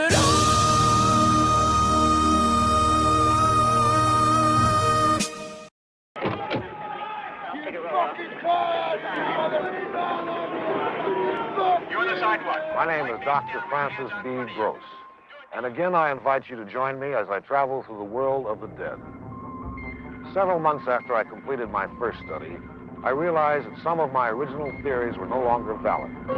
My optimism regarding life after death has greatly diminished. Still, there is one hope, that our body suffers little pain, that our mind will end on a thought unaffected by the fear of dying. Ralph Waldo Emerson wrote, "In the woods we return to reason and faith." Throughout the ages, religion has played a great role in death. Aside from counseling those affected by the death of a loved one, some religions ensure a place in heaven. I personally find it difficult to believe in any intangible power. The meditative force that religion creates can also be quite destructive.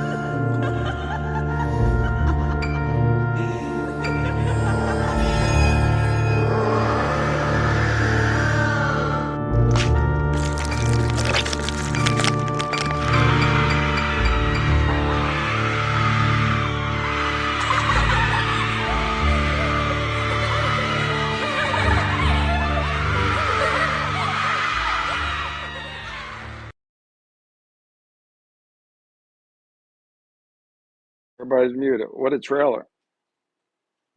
Right. I muted you. Chris, happy birthday. Oh, thank you. Wait, I have to unmute. Todd's muted. Everybody's muted. Yeah, I was muted. Am I muted? I'm here. Welcome, Del. Hey, Del. Hi, guys. Hi. Hey. No, that well, welcome. And so Gary, this is Gibson. You are writing the autobiography, correct? Of Biography, yeah, of Guerrilla Metropolitana. Very cool. That I've never asked him why he has that name, but after watching his movies, I guess you don't need to ask. There you go. Yeah, he does. He does give us a detailed description of why he chose Metropolitana, Guerrilla Metropolitana as his name. So that's explained in the book. Oh, good. Well, Yeah. then I will. Okay. Yep. Definitely Give want us to know a that. So I'll taste. read it. Yeah, give us a little taste. What can people? Not everybody's going to know the book. No, Sell it. So, yeah, basically, it's we're going. I'm actually talking a lot about his filmography. So he did a lot of short films before Dariuss and The Benefactress. He did Corporate Torment, It Burns Like Hell, but then he also did Bits, My Superhero, all those little 4-minute, 5-minute ones. And so I'm talking just briefly about all his films, his background, where he grew up, his childhood, being in musical bands, stuff about his family, because some people don't know he's married. He's got a child. Really? Yeah, and he's a really loving father, a really loving husband. He loves his wife to bits. They love each other very much. I've got an interview with her inside the book as well, and how she feels on her side of things about the explicit content of his videos. And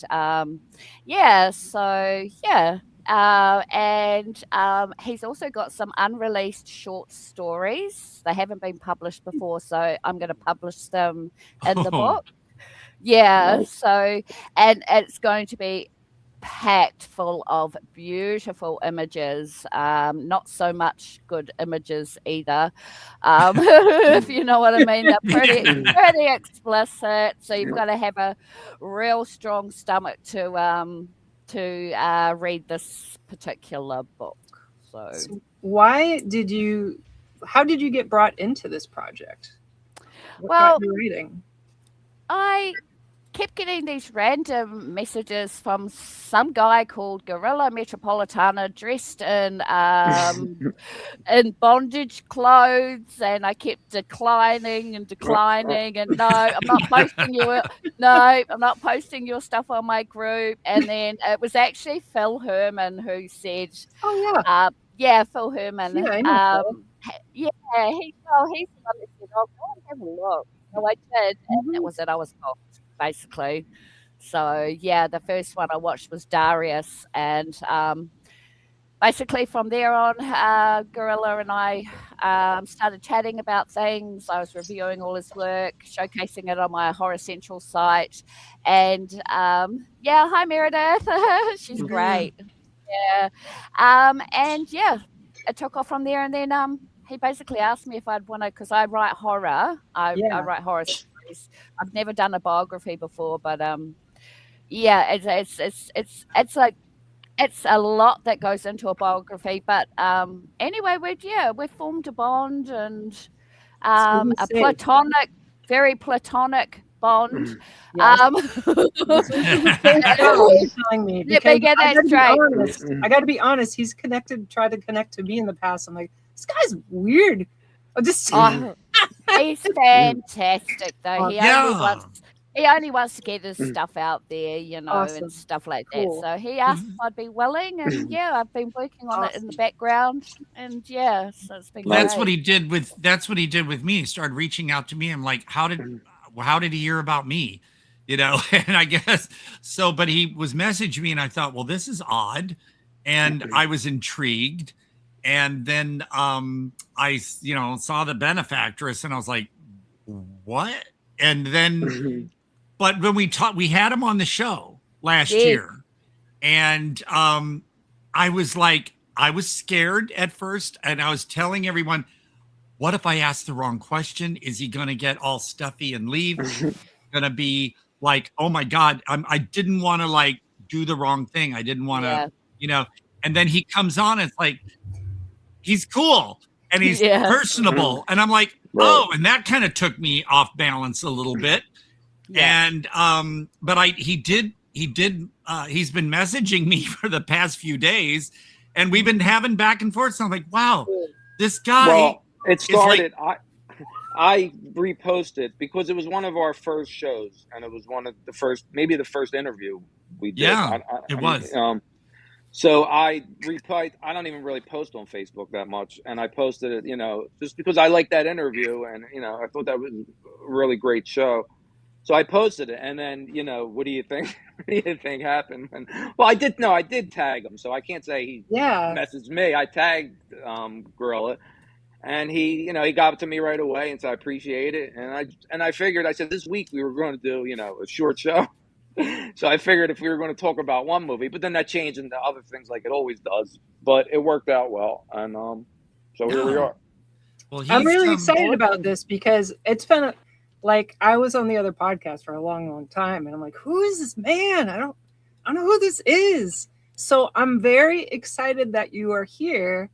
Because if there's other people aware of this guy out there who's like, this guy is weird, I think he knows this, right? He's not unaware. So watch his films. Now I've got the goodness and I will become friends. I feel bad. Good. I should not, you know, do not judge. I'm odd too, but no, it's okay. It's like with like I was telling people with the movie that I was shooting this week, Ryan Harrison, you know, he did Ninja Badass and you watch that and you think, oh man, what a goof. And he's silly and goofy and yet he's brainy and he knows what he's doing. And it's cool to me that you think you see somebody, you know, like on the surface and think, oh my God. And then you actually interact with them and you're like, wow, in a way, this person is really quite normal. Their imagination is just on a different level than everyone else. And that's what I connect to because of the weird shit I made. Guerrilla when he messaged me yesterday and we got into chatting, I said, oh, well, you should check out this liminal space video I did back in 2014, you know, long before Backrooms. And he said, oh my God, that was great. So I gave him a link to one of my weird French titled shorts and he just like was eating them up. And I thought, wow, he gets me and I get him. It just kind of was like, even if his films are more, you know, out there than I could grasp sometimes, it just made me feel like I'm in there. This guy knows. We know each other, so yeah. He gives that impression. The first time I watched Dariuss, I actually thought it was a snuff film. Yeah, it was scary. It was actually done so extraordinarily well that I had to question at the end if any of the actresses were still alive.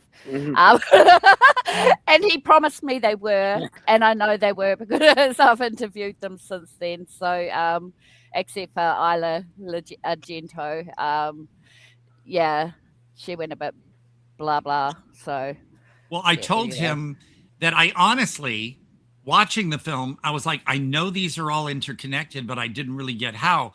So I confess, I looked up what the story outline was. And I was like, oh, so I told him, I said, honestly, I was lost when I was watching it. I didn't really understand how it was all connected until I looked.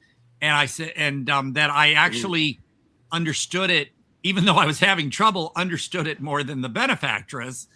And Yeah. he took that. He was like, "Yeah, I get it." So I was worried I was going to offend him by saying, and but he was like, "No, I get it." And I said, "Yeah, I had to look it up and get the story." And then I was like, "Oh, now I see." But the whole point is, if you thoroughly understood the story while you're watching it, then it wouldn't have been as, I guess, as engaging. So I did after I watched it. Then I looked up everything. Yeah. I think the ambiguity of it is what sucks people into it, is they don't actually know what is quite going on, and that builds tension and suspense as well, and mystery. And we never really quite get the answer at the end of the day as to who Dariuss actually is. And I keep asking him, and he won't tell me. Because, and then it's like, well, actually, I quite like the idea that I have to guess who Dariuss is. And I think I pretty much have it nailed, but I'm not too sure. But yeah, it does go into some pretty extreme issues about, the family dynamics breaking down after the death of a child, which is a very authentic scenario. However, the way that they took that news and did the things they did is extraordinarily extreme, and and just a pathway I never thought was possible. And that's what he does. He brings it all out, That's why I was glad that Domiziano Cristoforo asked me to get involved with his projects, because in a way, Domiziano's done some really extreme stuff too, and watching something like Dariuss kind of, I don't know, it gave me some comfort, because knowing what I was doing for Domiziano and I was like, okay, there's this group of people that kind of have this vibe, and they know what's, even if it still was a little confusing for me, some of the stuff Domiziano was doing, I'm sitting there going, okay, I'm not sure of what's going on here, but I'm in it. I'm all in. And Dariuss had me just especially the soundscape. Yeah. Wow. The stereo sounds. I do headphones when I watch movies and stuff, and the soundscape kept you engaged as well as with the visual. It's like two things battling at you, even though they worked in sync.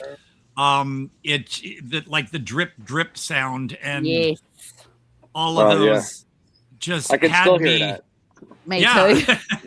I can still hear it too. All right. But you can tell this was not, he may have gotten those disturbing images, but it's not just some kind of slapdash job. He really, I can tell, spent so much time on the score and the soundscape. Right. And the visuals are crazy, like to question whether or not it is an actual snuff film. It was very, very well done. And it's crazy, but I have a lot of respect for the people that were performing in this, because it was, it felt like, oh my God, this is like just crazy people who are like looking into this scary, scary world. And it's very convincing. Yeah, and it's very confronting too, actually, because this probably happens to quite a lot of families, and we don't really know. Not that I want to know, but you know what I mean? It's like he grabs the heart of something and just runs with it. His vision is very extraordinary. And I mostly review independent films, because I love independent films. I think ever since Clockwork Orange, I was just kind of hooked. So basically he's Dariuss is one that you've got to watch maybe twice, so that you can get all the blink and you miss symbolisms that are going on. And like the butterfly motif and all that sort of stuff is the reason why I've named it Searching for the Perfect Butterfly. My book. And that's because he's also searching for the perfect something else, which you'll see in the book. So anyway, that's the reason behind the title, and it ties in really nicely with his films. It's I don't usually get uncomfortable. I don't usually get uncomfortable by now, after having seen films like a Serbian film and other things like that, and even some of Leo Domitiano's and his other collaborators, John Devlin and Slade Wilson, it's not that I get used to these things, but they sort of help me prepare for something like Dariuss, because there was a little uncomfortableness. One scene, like when the grandmother, when she enters the daughter's room, and I was like, oh wait, what? Yeah. And it's I found myself getting a little ooh. Yeah. But again, it's not, I thought of it as not Guerrilla forcing you to be uncomfortable. It's like to shock you. Right. It was an ingredient that was part of it all, and it didn't have me going nope, but I was like a little bit, and it did exactly what it was supposed to within the story, rather than just be a visual shock. So I think he likes to bring up themes like that, just to show the human depravity of us as human beings and what we are actually capable of. And he did it again in The Benefactress. Oh yeah. He upped his game when it came to The Benefactress, top of the line. And Dariuss, I mean, for crying out loud, there's no dialogue. Yeah. Who does that? It still makes a cult, a film that people are still talking about today, and it was released 3 years ago, so it has an impact. I mean, from what I get out of it is like, it's like he goes as far as he can, but he does it so well that it takes your mind. It's not like you're focused on what's going on, so much, but there are so many things going on that you're trying to figure out what's going on. So you're not like, this is just something that's he's doing over and over, or he's just going for a shock factor. There are so many things going on with the sound and visually that you can't say. I mean, you could have your opinion on what the movie is and how far he goes and what kind of movie it is, whatever, but you can't say that it's not well done, and it's not, he put everything into this movie, and it shows. I think that's why it's not for entertainment value. It's actually for deep thinkers. Yeah. So it's not one you put in and then go and do the dishes and come back and you actually have to sit there and you actually have to put all your senses into it and to get the full picture of the story. And if you miss it, you have to watch it again, sort of thing. So yeah, it's definitely for deep thinkers. I told him I think that's why I enjoyed Dariuss a bit more than The Benefactress, because the Dariuss kind of goes this way and that way, and you're just okay. Whereas The Benefactress is more contained. Yeah. And Dariuss kind of was taking my mind, like dragging it all over the place. And I really appreciated that. What actually I was thinking of when I was watching Dariuss was Flowers. Have you seen about the women? Each one wakes up in this house and they're trying to get through this house, and there's just this all like table full of decaying food, and you go through. Well, I'll tell you what, you guys. You talk about Dariuss, and I'll grab the cover for Flowers, so you guys know what I'm talking about. Flowers, the next week movie. If you can get Unearthed Films released it, but I know that some company in Europe has released a new edition of Flowers. But you guys keep going, and I will go grab my copy of Flowers and show you the cover for that one. I'll be back, you guys. That sounds like a really cool movie. Todd has all the cool movies. Todd has every movie. Go cool, good, bad, whatever. He does. He is a collector and a film lover. I was thinking about the thoughtfulness of some of these films, because there are people, and taste is fine, but that will take a film like this and just say, this is garbage. This is just, torture porn. Yeah. It's fine for some people to not do that, but I do think it's interesting that you are talking about what some of us can do. And it's like, okay, let's go in deep. Let's really do some thinking. Let's sit here and question and have these questions and be willing to face our own discomfort in watching these films. And I think it's really nice to have communities of people that are able to do that. Because as a person who likes some pretty intense stuff sometimes, well, likes, it's hard because you kind of get put in a category of like you're a bad person or something like that.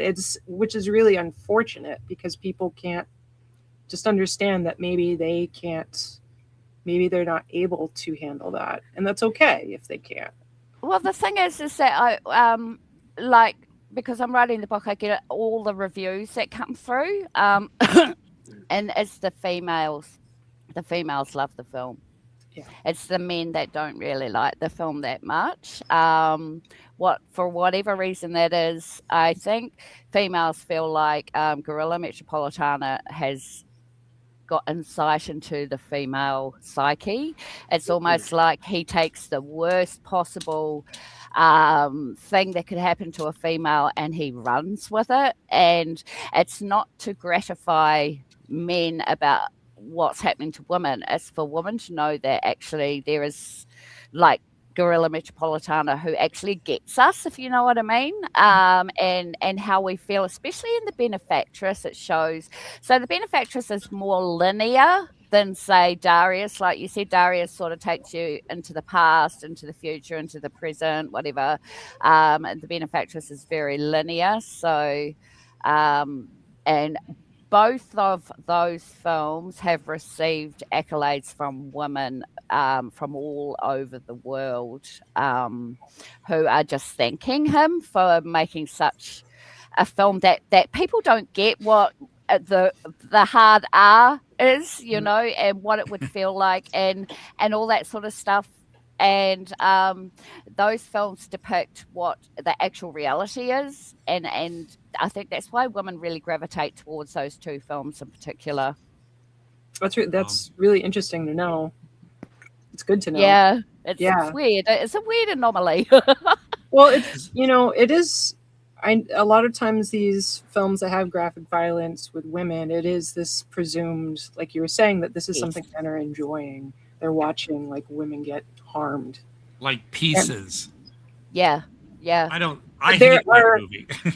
But there are many movies where there are males who are going through that are having these kinds of experiences, and that's not something we go, oh, this is about, let's exploit men because they're men and let's target men. It's just presumed like this is just the movie you watch. This is just normal.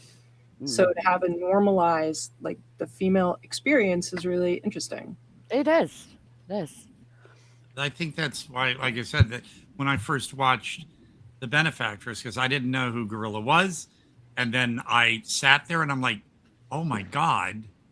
And then it took, I was like, what? And then since we were going to talk about it on the show, I thought, I need to watch this again. And then I was like, oh, because I had no idea what I was getting into and wasn't prepared. And I don't necessarily need to be prepared. I like to be surprised, but I had never seen anything like that. So I guess I was just thinking, what was this guy doing? And then having him on the show, I was just like, it all came to be. Here is, I know that artwork. I don't know, Chris, you want to zoom in on that? This is Unearthed Films. Now, Chris, I sent you a photo that you could put up at some point. This is the cover. Sorry, the lighting's not the. Here we go. Flowers. You see, like the pig, and this is a 3-disc release. It has a soundtrack CD, and this movie has no dialogue. That's why I was mentioning it. The entire film has no dialogue. There's some more artwork. Wow. It came with a little booklet with more weird. Nice. And watching Dariuss gave me Flowers vibes so much They're not the same thing at all. I'm just saying in that mindset. And there is a European company right now. They're releasing it over there in Europe in an edition, but this one has probably everything the European one would have. So I'm hanging on to this for sure. But it takes you into the realm of like, this is supposed to be an homage to Gialli, but also from Unearth Francesca. Actually, there is a 3-disc set out now from Europe of all 3 of these guys' films. That one of them, Francesca. I have one of the others as well, but and then of course, also in that vein, you have movies like Atros, which also all 3 of these are unearthed films. But Flowers, oh my God, yeah. For those who want to really, there's a scene from Flowers. Wow. I will interrupt only to say, unfortunately, Flowers is not streaming anywhere. Oh. At all. Money or no money on the internet. No. Wow. Well, it looks really cool. The That's tagline cute. is an abstract surreal horror film centering on 6 dead women waking up in the crawl space below their killer's house. Wow. That's great. That sounds Wow. It Sounds is amazing. very terrifying. And There's so many films I can't get over here in New Zealand. I really wish we could, but we just don't have those sorts of films. It sucks. Well, I would recommend to people check Unearthed Films. Maybe even if they don't have the 3-disc set anymore, that there may be a standard edition. Otherwise, I wish I would have remembered the name of the company in Europe that's releasing it. It might be Outronox. The website they cover Gordrome and Tetrovision or Tetro Video and Gordrome, which Domiziano is connected to. I think they're now being umbrellaed by Outronox.com. And Flowers, I don't know if it's from them, but you should be able to find it. So Del, there should be you should be able to find Flowers on disc in your neck of the woods, or as they say. Yeah, I'll It's have a not look. even Unearthed Films. It says, sorry, it's got the picture catalog. Sorry, this video does not exist. Oh. And I'm kind of sad because the top corner of my box is looks like the box got squished, but that's how it came. That's you're lucky to have one, honestly. It's worthless now. But whole thing. Throw it out. Don't throw it out. No. I am, because I was looking for when I started getting involved with Domiziano, because he, besides El Dorado, he did Erotic, the necrophilia movie that he did, and some of the others. They were so strange and extreme that I thought, I'm checking more of these out. Wow. And then somehow I ran across Flowers and started digging into Unearthed Films website, because Unearthed actually released a Serbian film, Uncut. And yes. And so there's some, and they just now released Scott Reynolds' film, The Ugly, through Unearthed, new remastered and everything. So, again, it's money though, because these aren't cheap. It wasn't, but They are not cheap. If you just went on Flowers for the single DVD, guess how much it costs? You can still get the DVD by It's a itself? wild stab at how much it costs on Blu-ray.com. $60. Keep going. $280. No. Close. What? $289.46 for just a DVD. I see on eBay. Yeah, once it's gone, then people start going lower and lower. Oh, these And are if the DVD DVDs, goes- by the way. Yes, these are DVDs and a you have CD. Okay. I'm sorry, they're not Blu-rays, but holy shit! So I guess Wow. even though mine's damaged, I should hang on to this. Yes. Good. Yeah, you're not getting another one. So curious. Check out Well, I have an all-region player anyway, so even if I got European, I can play any disc from around the world. But do hunt down the release that's just now been released in Europe, and I don't know if it's Tetragordrome, Outronox, something along that vein, but it is worth having because the movie, it's uncomfortable to watch. It's extremely disturbing, but it's so, like you said, well done. You can't take your eyes off of it, no matter how disgusting it gets. And Flowers, I don't know, this movie, I wouldn't say it's on my list of all-time favorite movies, but I'm so glad I got it. It's just something you won't forget. And definitely. The other, I will say too, for Del, before I forget, I don't know if you're familiar with Dimiziano Cristoforo, because he's Italian, but he lives in Gran Canaria. There is a website called store.unusualhorror.com. And I don't know if they're based out of Italy or Spain, but the movie El Dorado that I voiced, the main character and all the narration, is so Alejandro Jodorowsky, very acid trip, bizarre, and it won a Best Feature award at the Andromeda Film Festival. And it's so weird. When I knew you were coming on, I thought, this movie, El Dorado. You can also on YouTube look up El Dorado official teaser, and it's from Dimiziano. Whoa. And you'll see the trailer and go, yes, because it's an all-region disc, so you can play it anywhere in the world, and it would be cheaper for you because you're over there. But it's in the United States, it's like only $17 for the 2-disc DVD, but then it's like $18 to ship it. So you have to really be dedicated to, and there's a beautiful t-shirt with the artwork, but for you, I know you'd love El Dorado, and there are other movies called El Dorado, but this is Dimiziano Cristoforo. And then of course, definitely check whatever company it is over there releasing the new edition of Flowers. Yeah. I think there's a Flowers 2, according to the company that's releasing this one. Todd's going to ask you to mail it to him. Yeah. No. So he has a backup. But see, here's the thing. The ad for that keeps popping up in my timeline for the thing.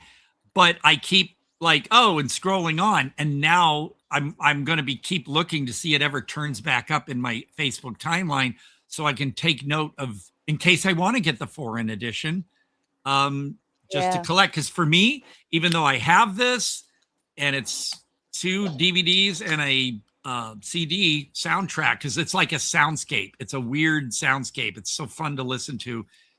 I would still even get the European one if it didn't break my bank.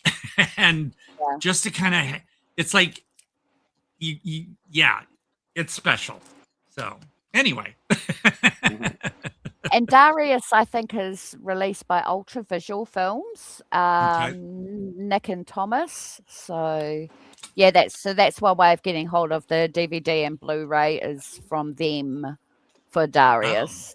Yeah, I put the link in the description so people can find it.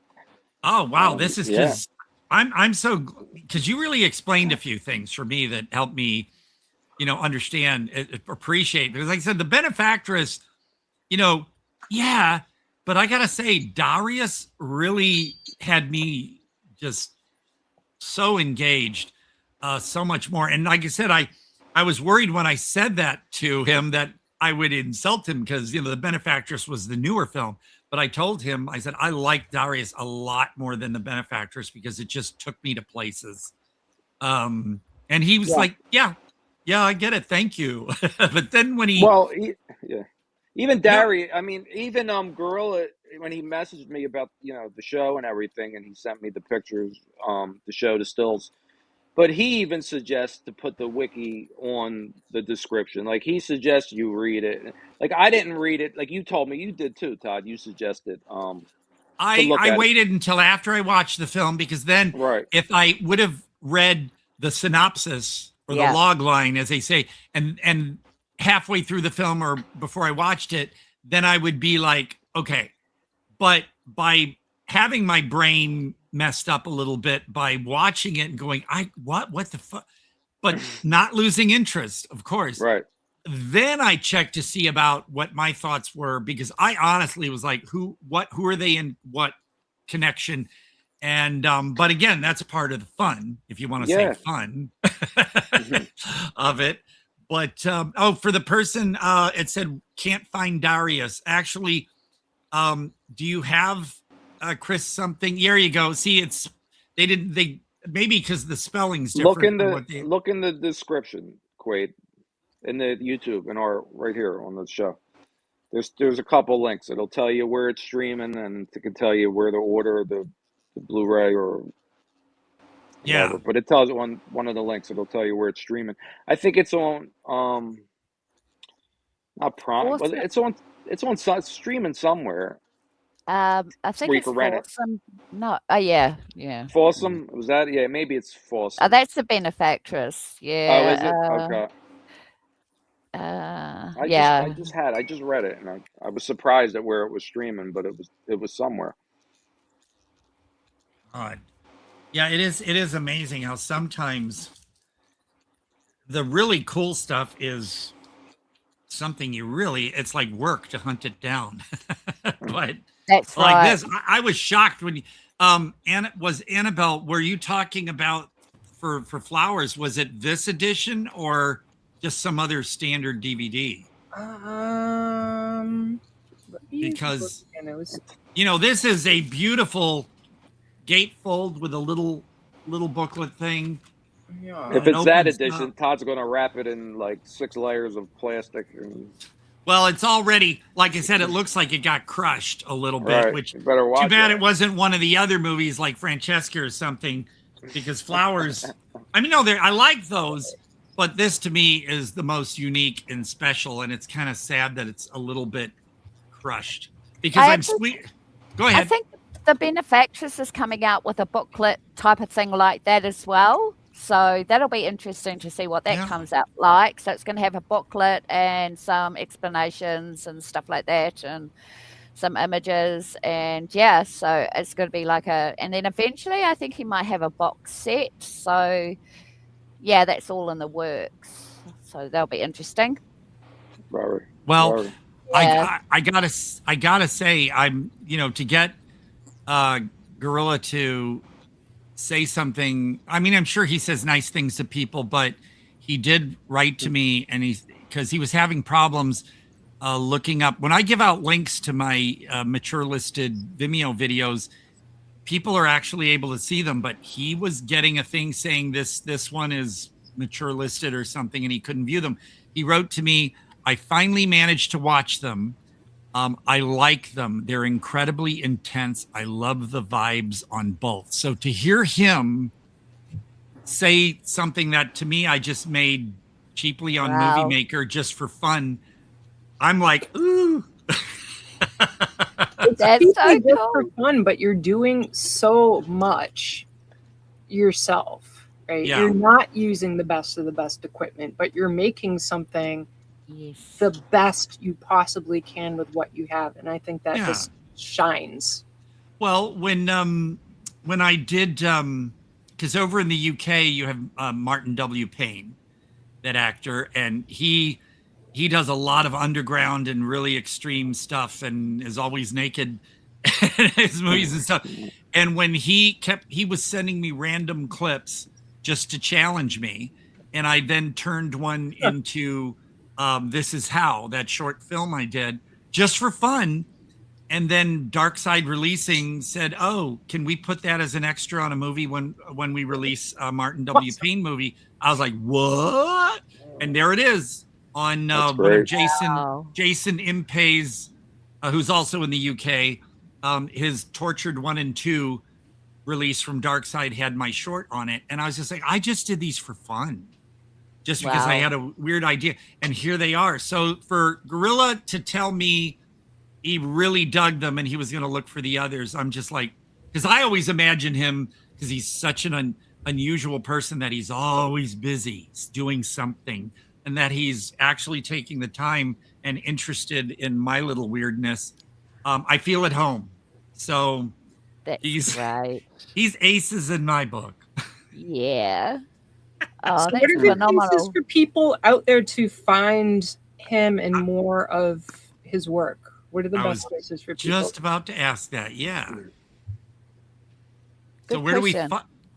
where do we find him? I'm mostly on Facebook. I think he's mostly on there. I don't think he bothers with any of the other platforms or anything. Yeah. So he's mostly on Facebook, I think. What about the book itself?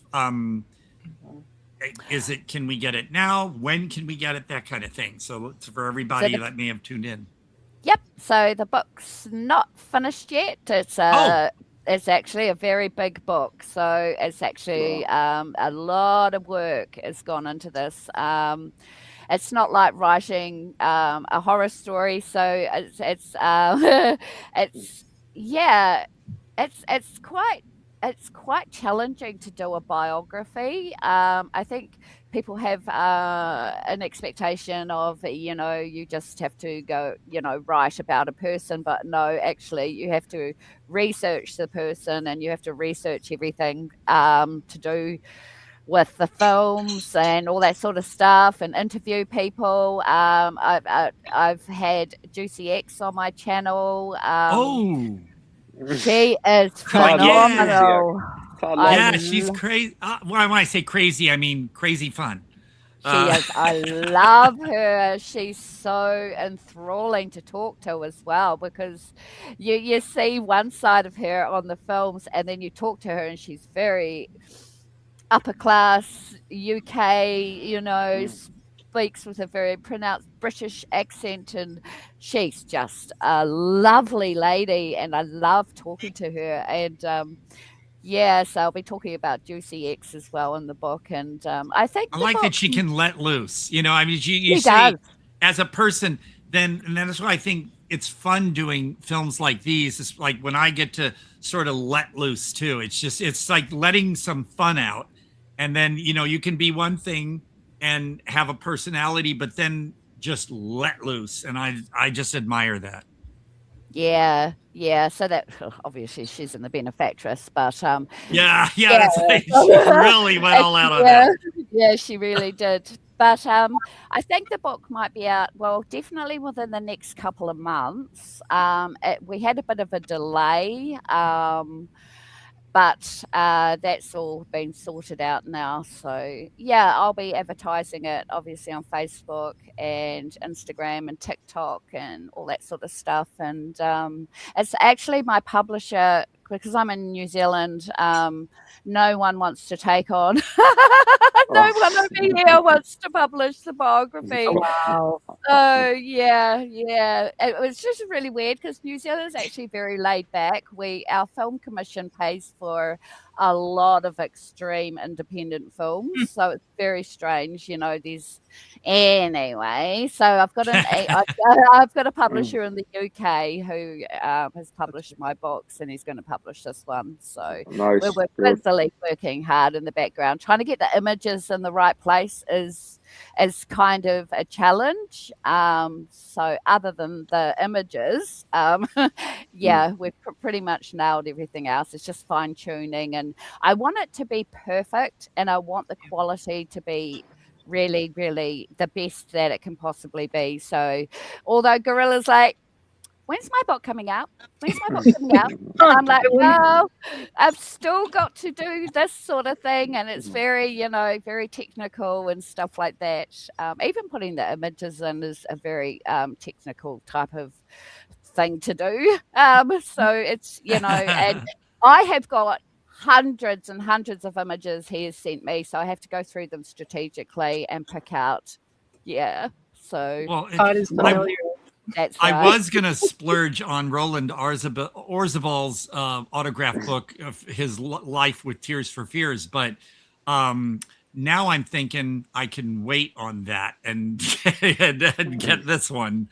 Yeah, This one's going to be Because- completely different than like I've looked at some of the other musicians' biographies and autobiographies, and I've read quite a few of them.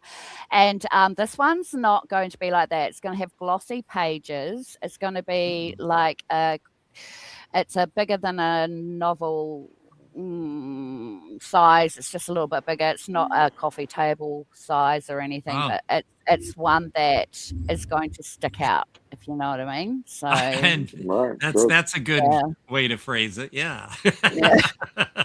But no, it's funny too. The one thing I was curious about too, and I don't know if you would know the answer to this, but I noticed that since I saw The Benefactress first and then watched Dariuss, I noticed that in both films, Juicy X has like a breathing apparatus.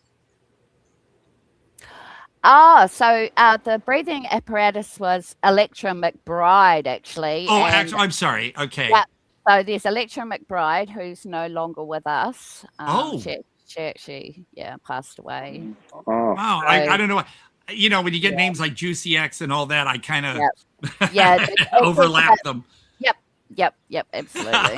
So, yeah. But I was curious. I should ask Guerrilla about that one next time we chat. Definitely. Because I was curious. I went, another almost the similar breathing thing. I said, is that meaning something? Because they're in both That's films. true. I just thought that was interesting. Oh, wow. Well, I'm definitely going to have to get this, because not that I would understand him more, because I know you got to keep him somewhat of a mystery. Yeah. But, so I'm not divulging everything, right? Because I don't want anyone. Yeah. Because there's a difference between Chris and Guerrilla, definitely. Yes. And you'll see that in the book. So Man. I can't wait, because I didn't think I was gonna like I said, when I watched The Benefactress the first time, I thought, you said it felt like a snuff movie kind of thing, and I thought, but again, you had that little hunch. I know there's more to this. So by watching it again, and then actually now after seeing Dariuss, I'm like, okay, I'm in. I'm really interested to see where he could take something next without doing the same thing, because obviously the two films are not the same. No, different concepts, different issues. And The Benefactress is the last film he's ever going to do. Wow. Oh. Okay. But is he still like thinking of other projects and stuff that to be a part? No. He's leaving. He's done. Wow. He's done. While he can get out, he's getting out, and I think he should too, because he actually had 3 major mental breakdowns during Dariuss. During the editing phase, actually, and one of them had him in hospital. Wow. Oh, poor guy. Wow. Yeah, well, he doesn't crowdfund or anything. You know, he pays for all this off his back and that. And I don't think that's the issue. I think it's just he's a perfectionist, and I think he's his worst enemy. And when you get to know him, you know that he's actually a very gentle, sensitive soul. It might not seem like it, but he is. And he doesn't get easily offended, which is really good. So no matter what you ask him, he will answer honestly. He's very laid back, because here on the show, I found myself staring at his image, because he was just so cool and laid back, and I don't know. I want to say it made me feel at ease and stuff, because I kept thinking, movie him. Wait a minute, and it just. Again, but I think he's doing something successful without even trying to intentionally do that, because it does. You just keep, everything just keeps contrasting, and it's amazing. Yeah.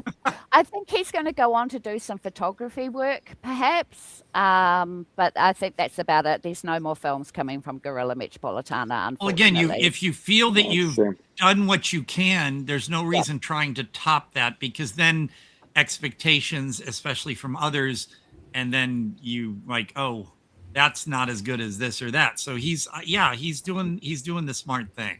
Well, that's what I've sort of found in the independent film realm, is that some people don't know when to quit, and they just keep going and producing more shit after shit after shit. Unfortunately, they had their day, and they should have actually just left when they did. With Domiziano, he's publicly said, I'm not doing any more movies. And then a little time goes and suddenly he gets a spark.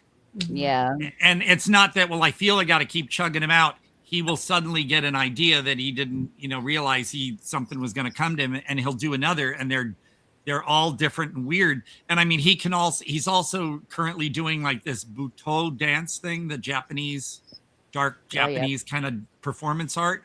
He's doing that now. He can sing opera. He's a painter. Sculptures. So he's always got something to do. But when he said, "Oh, no more horror films, no more," and then he's done like 2 more, but it's because suddenly, without him, planning anything, boom, there's an idea, and of course, it's not just something similar or more of. There he is, Domiziano, covered from head to toe in tattoos. He's just a fascinating guy, and I'm honored because he saw one of my videos through a guy from the Vinegar Syndrome fan group, and he just wrote to me and said, I like your style, I like your voice, and I like that you're comfortable naked. So I was like, okay, family, but that's, again, Todd never put his clothes back on after that. Well, I have to when I go to work later. But no, it's just so cool to know that there are not people out there just trying to do Terrifier stuff where they're just trying to shock you with all the gore and everything. These guys, whether movies are visually disturbing or upsetting, there's more to it. There's some actual substance in there. And like I said, I judged The Benefactress wrong at first. I was just like, what the fuck? But then I was like, no, something's eating at me. And now I get it. And that's why, I was like really pushing Flowers. It's not just for grossness and shock, like say sometimes a trauma movie. Well, just giving you something just to kind of make you go, wow. But this, it's all interwoven. It's all together. It's all a part of it, no matter what. And I really appreciate, and it's kind of, I guess I'd say I'm kind of sad that he doesn't plan on doing more, but then I'm eager to see his photography. Yeah, he was telling me about recently, like, I guess I can reveal, he said that he was interested in like some railway things, and he was going to get photos of that. And I just said, like, I want to see him. I want to see it all.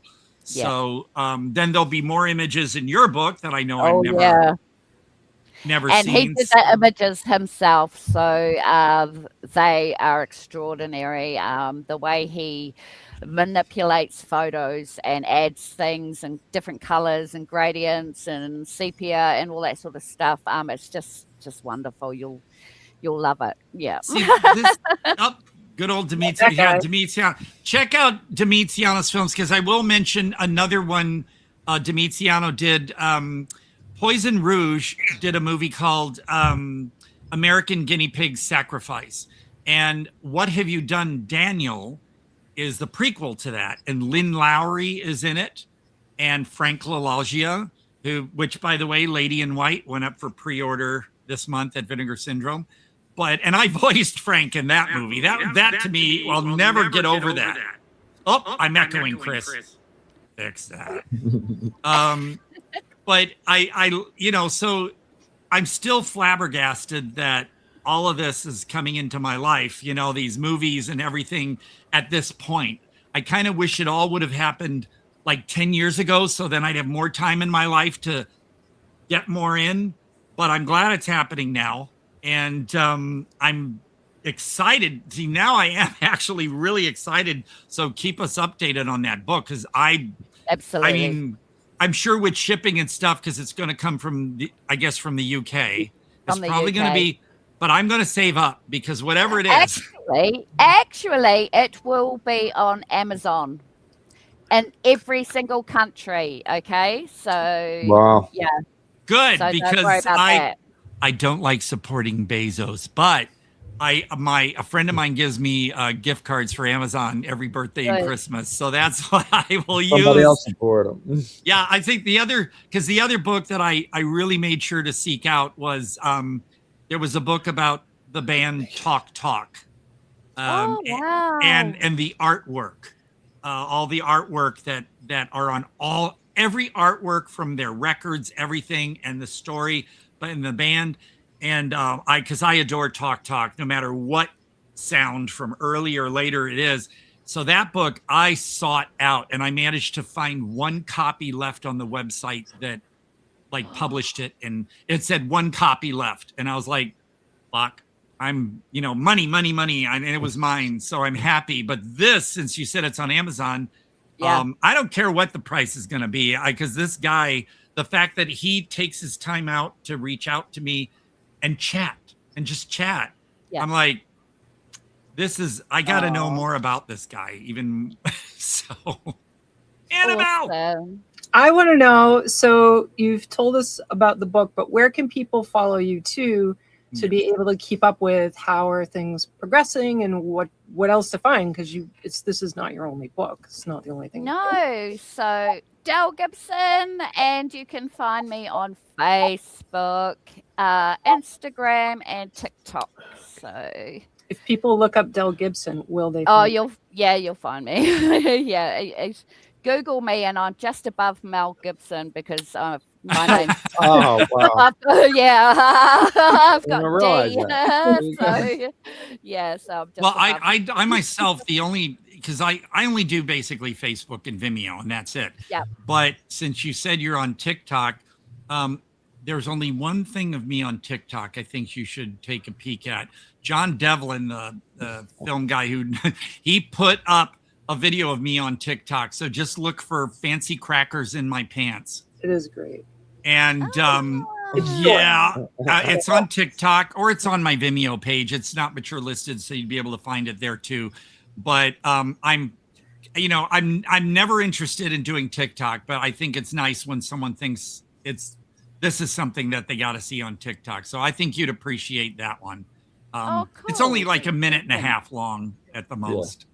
But I'm proud of it. Yeah. I've only just started going on TikTok because I promote my books on there. Oh, yeah, you gotta. Yeah. And so what other, I'm interested, so when we look you up, and what other books might we find very, very intriguing? So I've got two anthology books. So it's Mistress of Darkness, Stories of the Macabre, Volume 1 and Volume 2. And there's about 10 stories in each, around about 5,000 words. And my stories, my ghosty, horror, demonic stories. So, yeah, you'll find all those on Amazon as well. They're all on Amazon all over the world. So yeah. I think I asked that question too because I really love listening to accents. Especially the Australian, New Zealand, because the UK is one thing, but there's just nothing else like New Zealand and Australia, and I just could sit there and just listen to it all day long. So we're a bit weird. Yeah. But that's good. That is good. See, you're the best, says Meredith. Yeah. Oh, you are, Meredith. And the one thing I am a little sad about is that all the people that, when I say someone's really fascinating to me, they're the kind of people I like to have lunch with. And it's like all the interesting people they say they're in the UK, they're like, you're down there. It's like, or if we're here in the States, everyone is on the other side of the US. It's just like I'm left out here going, come on. I want, somebody that's just as weird as I am. Yeah, I'm stuck with you guys, but that's good. And then poor Gary, I think Gary's probably the most normal person in the whole group. You're an adjusted man. You just don't know me yet. Gary, it's what you have to watch out for. Gary, so Del, we were talking. I don't know if you saw part of it, but Gary here is in this. Amazing movie, The Jar, or Karen, I guess. Carol. The Jar and Karen. 1984. And so, because when we talk about all the weirdness in these movies, we were mentioning related to Guerrilla and like things like Flowers and Domiziano. The Jar is not as extreme as those, but it is a bit of a mind fuck. It's a mind. Yeah, I was just going to use that word. And and so, because Gary, you cussed in front of us a while ago, so I guess it's okay if I do a little bit. Oh, shit, yeah.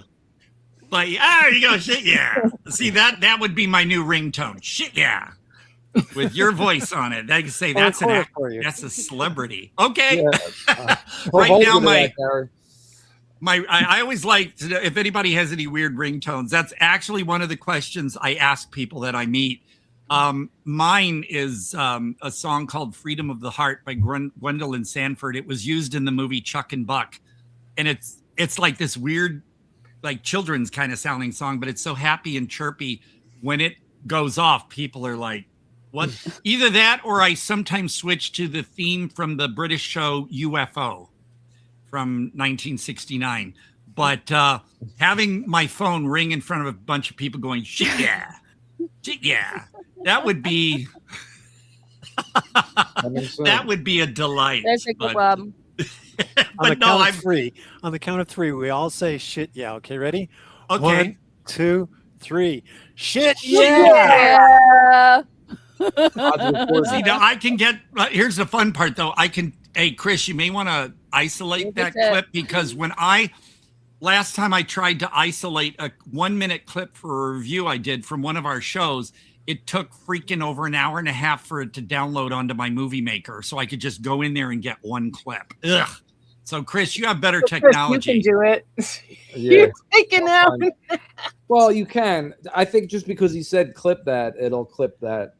Yeah. AI is freaking me out, man. Scary. They've got robot dogs that are guarding the AI centers now. I just read it. This is real. I just read about it this morning. There's an article about those scary AI dogs that they were having.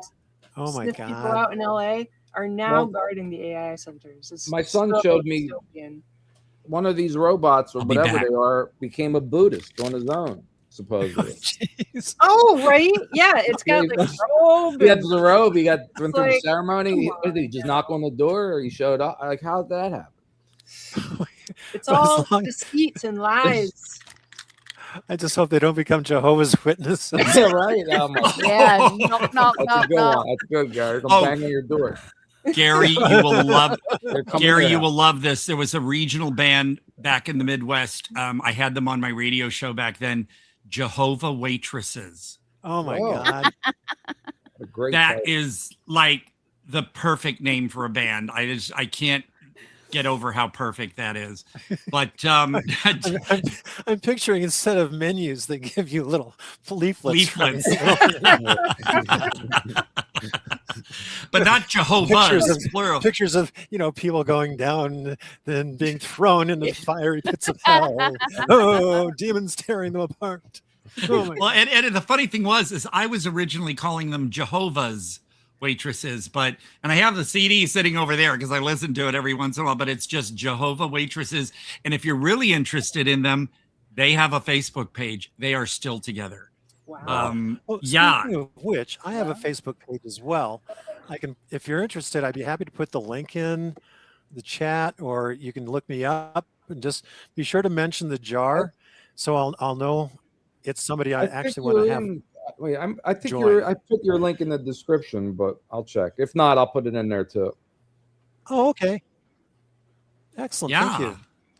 No, yeah, so anybody watching this on YouTube, if you want some of these descriptions, links, names, go into the YouTube details section and you'll find a whole bunch of stuff. Yes. No, because I just no, that's so cool. And here, because I was really thrilled when Gary said, "Want to come on?" And now we got Del, and it's just almost sensory overload for me. It's so great.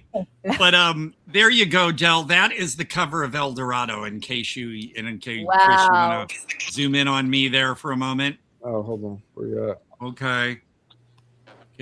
We'll have it. Me isolate. There we go. There you go. I'm sorry the lighting's not. Wow. Here. Yeah. I know it. I have a yellow light on instead of a white one. Here, let me do something really quick here. Good. There we Speaking are. of ringtones, Todd, I don't have a ringtone programmed for you yet. Uh-oh. Well, there's El Dorado. And like I said, also on store.unusual.com's website, they have a t-shirt with that artwork on it. And it's a quality t-shirt, huge. I mean, not just the artwork like that. It like is the whole front of the shirt. And yes, Annabelle. Is it AI artwork? No. Good this answer. this is like a painting. That's really cool. And the I know it happens, but when something isn't AI, I really appreciate it. Yeah, this is not AI. This is regular artwork, like a painting of sorts. And but this movie, because it says here, echoes of Alejandro Jodorowsky, and it's been compared to that. But I mean, it's not a Jodorowsky film. It's not, but it is weird, and there is hardly any dialogue. I think, aside from one scene where two characters speak Spanish, and I will tell people this: if you don't know Spanish, before you watch the movie, if you select English subtitles, that doesn't mean the whole movie's going to be captioned. It's only when the title cards come up and when the two speak Spanish in one scene, that's when you'll get the subtitles. So it's weird. You have to choose English subtitles before you hit play, and then you'll get that. But otherwise, this movie basically hardly has any dialogue. There are some conversations, but my voice is basically the main one you hear through the whole thing. I'm so proud. But I think that for Del, I mean, because with what I see you're interested in and what you write and your connection to Guerrilla, that's why I think, and I mean, you can look up Domitiano's other films, I think, like I said, Erotic. He was involved in Erotic 2, which I voiced in that one. But his movies, when they are extreme, and like they are extreme. And a Flamentod is another one of Death by Fire. My voice is the only thing you hear in there. Yeah, so I love these dialogue-free movies that can manage to carry that. Yeah. And but that's why I recommend, like this one, no dialogue at all, Flowers, and this. But again, I feel like I'm at home with people who do these things and get it. So highly recommend. Awesome. But yes. So what else should we know as far as Guerrilla or your book that we may not have touched on? Because I know there's more, but unless you got to read the book. You got to read the book, right? Yeah. I know. And I'm just now I'm like, because I have questions, but I figure that's how books sell. Yeah, I know. I'm just a little eager. It's like I have to go back to LA. They haven't set a date yet, but we didn't finish all my scenes, and I have to go back to LA for that. But I'm already telling Ryan, when's it coming out? See, this is I was pointing at Todd when you were talking about waiting. Like, where's the book? Like this guy. Yeah, it's the guy. And unfortunately, this film, The Knot, will not come out until next year at some point. But now I'm like, God damn it! Wait. Things take time. I know. I should know that. I should know that. But it's some meditation. I know. I'll do my self Reiki. Yes. Yeah. I'll do my I'll do my Reiki. And viewers out there, I think I already mentioned this, but if you need some Reiki, I can do distance Reiki. Just holler, and I'm told I'm good at it. So. Let Todd and you don't charge for it. You're just I don't know. I'm not really. I mean, if people want to send me gifts, Amazon gift cards, Vinegar Syndrome gift cards. I see how it is now. No, I've had some unusual little like handmade cards and gifts that people do. So no, I'm fine. I don't ask. I'm actually kind of shy to say, well, I charge or do this. I don't know. I just don't feel, Yeah. I'm Even when they a make art, giver. it's really hard to price. I'm a them. giver.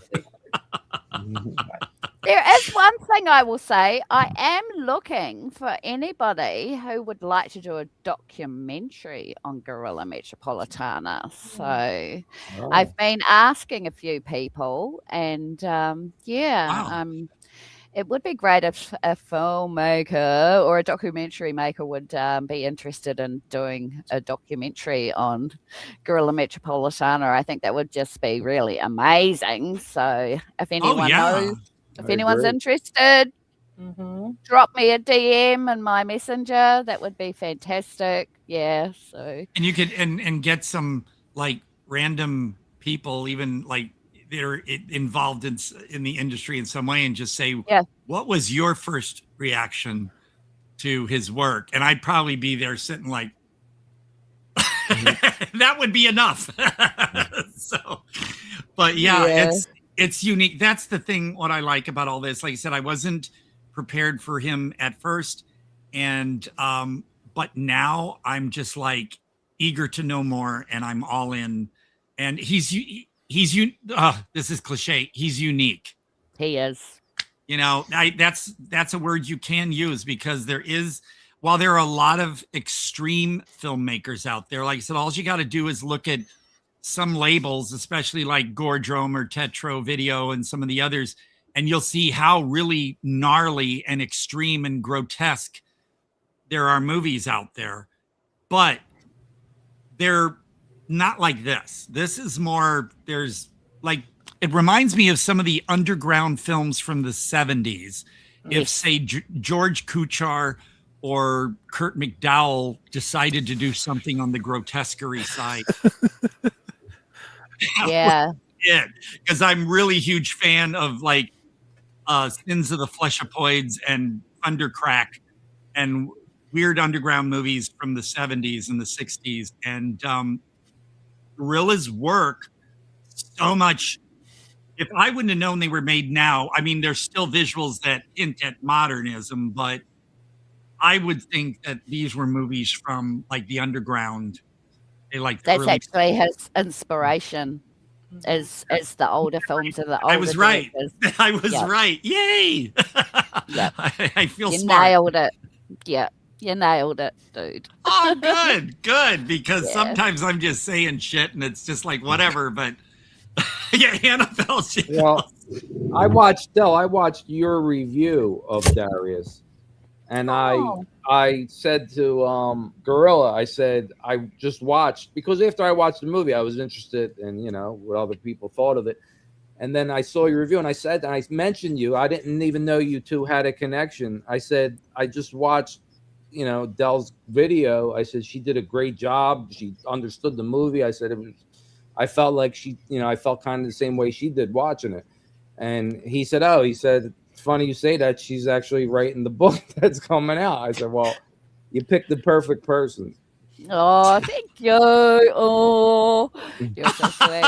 No, God, I love that accent. I'm just hearing I'm just, I notice I happen, instead of just like conversations, I really listen and go deeper. And it's just hearing you say some certain things, I'm like, that's perfection. I wish I could do that. But just start talking like that. I said like the best I can do, and I said it on the show numerous times, was my "Yo soy bonito en el baño." Oh, Todd, can you try a New Zealand accent? Like, just give us your best. Well, see, now that I'm trying to, I can throw out a sentence and do it, but then when you ask me to, it's like when we watched Feed, like, if someone picks a sentence for you to Australia, and New Zealand, and give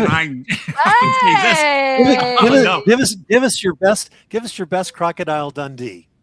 Oh, there you go. Hey, here's what I'll do. I was a huge fan of Prisoner Cell Block H. Crikey, Jude. How's that? Crikey, Jude. Yeah, because the one woman's name was Jude. So she'd always go, crikey, Jude.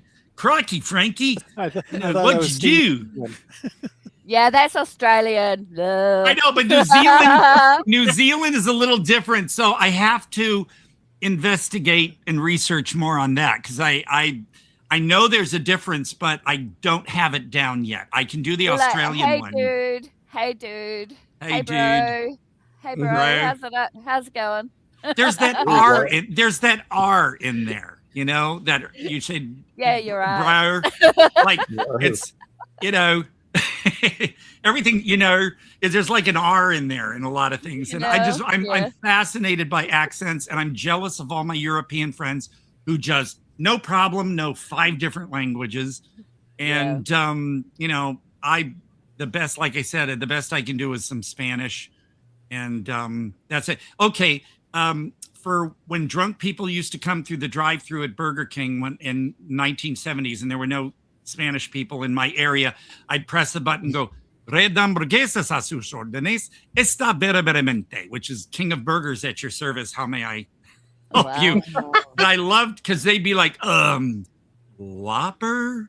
Because they were so drunk, they didn't know what I was telling them. So, but yeah, it's funny. I'm not sure which would be my favorite accent because where I work at this movie theater, because this is the Palm Springs area. So you got people from all over the world, French people, Russian people, just all these different accents coming through. And I just like, say some more. But it's amazing. And I think I'm going to have to practice more on New Zealand. Do you know what the main difference would be between the two? No, that's what I mean. I'm asking you. Oh, between what? Australia and New Zealand? Between the accents, what kind of differentiates them? New Zealand is better. Oh no! Don't tell me I've stumped Del Gibson. Yeah, I'm sorry. I don't know because. But you know it when you hear it. I always thought I talked normally until other people said, "No, you've got a really heavy accent," and I'm like, "An accent of what? You sound like a Kiwi," and I'm like, "I am a Kiwi," and it's like, well, so I don't know. Well, see, that's also. I mean, when they sing, it's a little different. But like singers that I adored who were from New Zealand and Australia would be like Annabelle Lamb and Shona Lang. And I mean, I barely heard them speak. Of course, I hear their songs. I listen to them endlessly, even after all these years. But I adore anything from New Zealand and Australia. There's just, Feed. We reviewed Feed. Was that movie? I think it was shot in New Zealand, not Australia. Even though Jack Thompson and his son are Australian, I believe. I think they shot it in New Zealand. And anything like that, I'm just eating it up. So I'm so glad you were on today because not only about Guerrilla, but like I said, I just get to sit here and just listen to you. Yeah, I'm in love. You have to come to New Zealand. You'll love it. It is beautiful. Yeah. Oh, yeah. And I mean, not too just because everybody knows Peter Jackson and all that kind of stuff. Yeah. But, I mean, it is beautiful. It's beautiful. Yeah. But I would love to go to Scotland because that's my heritage, and because I'm jealous. I know a couple that flew from New Zealand all the way to the UK to see when Kate Bush had her month-long concert in 2015. They flew from New Zealand to Britain. Wow. And they were there for her last performance of that concert. And I was so jealous because I thought, man, I don't think I'll ever get to go anywhere outside the United States, except I've been to Canada and Mexico. But the fact that some people are like, oh yeah, we flew from New Zealand and went to the UK. Oh, see, I'm trying to do an accent now. Yeah, good. Dude, it's like when I try to pretend I'm Domiziano and I'm going, oh, it's great, Todd. And I know Italian I can't do, but... Del, let me give you a word of advice. Some American accent. Gary's got word of advice. Yeah. tell everybody New Zealand sucks. It's too hot. There's no water. There are Gila monsters all over the place. They will eat your car. And because if you tell people it's beautiful and it's wonderful, then everybody's going to go, and then it won't be beautiful and wonderful anymore. You're right. Yeah, you're right. No. I've heard there are some deadly areas down there, and that because I picture and zombies. Yeah, I picture New Zealand as this one island, and it's like a big neighborhood, but it is not that. So there are deadly spots there, yes, but overall it's beautiful, and I guess I can say that it's beautiful from a distance because I'm not going to get eaten. So fortunately, we're not like Australia, where everything wants to eat you. In Australia, over here, yes, those spiders. Yeah, we don't have like spiders, like crocodiles. We've got The nothing. huntsman spiders. That's amazing. Yeah, but they're harmless. Spiders are harmless over here. Although it's funny because right across the freeway, if I were to drive about 6 miles down the road to the 10 freeway, on the other side is Desert Hot Springs. And people have said they've seen spiders like huntsmen in their house or neighborhood. And I'm like, wait, I thought they were only in Australia. But apparently, I'm glad I don't live in Desert Hot Springs, man. The worst thing I've seen over here are the date beetles, which everybody thinks are cockroaches. They're really big. And then what they call no-see-ums. Oh, we have those. You have no-see. Well, I'm not going to lift my leg and show you, but I pissed. I forgot to spray my leg when I went outside the other day, and a goddamn no-see-um got my leg, and now there's this big purple welt that I can't. Yeah. So, but as aware of a no-see-um is because you don't see them because they're now, so small. Here's everybody out there. If you in a window. If you want to know how to prevent getting bitten by no-see-ums, and it's funny because I didn't experience them until about 6 years ago, and I've lived here for 30 years. 3 drops of tea tree oil, 3 drops of lemongrass, and 3 drops of eucalyptus in a small little squirt bottle with witch hazel.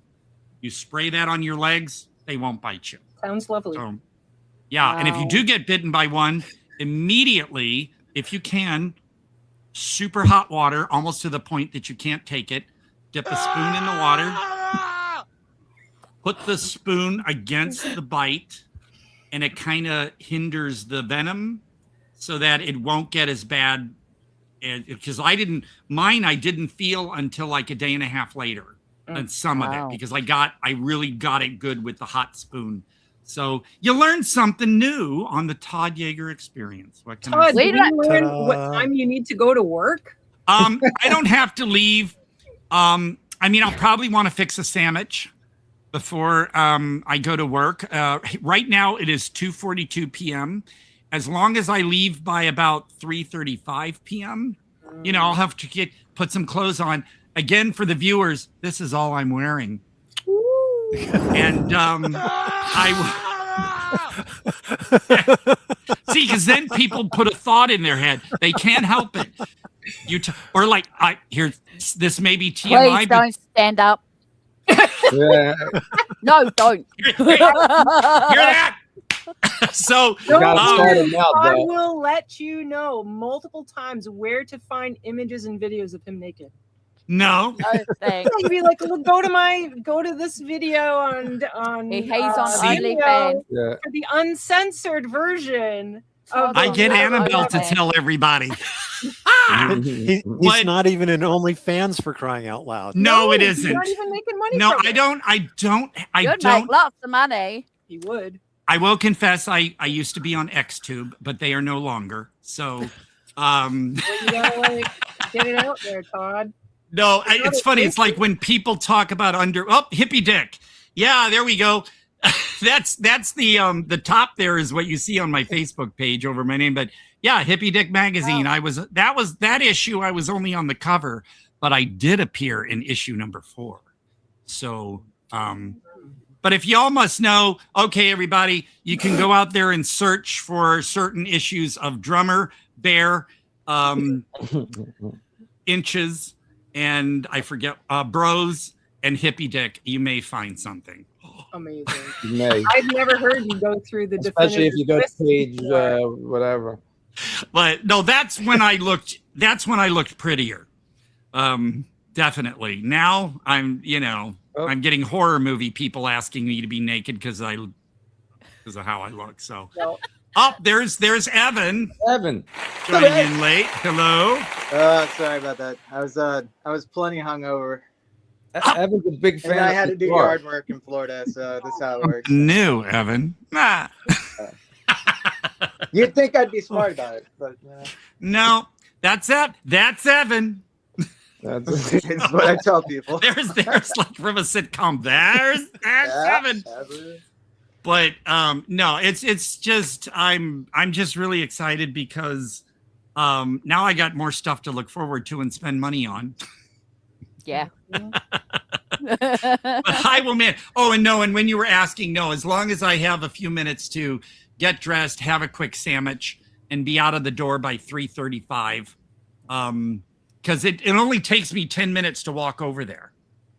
It's so cool. So I just go over there and bite my lower lip because tonight I think now that the holiday's over, everyone's going to come out to watch Minions and Monsters and the new version of Backrooms, and I will have to be. What a freaking money grab that is.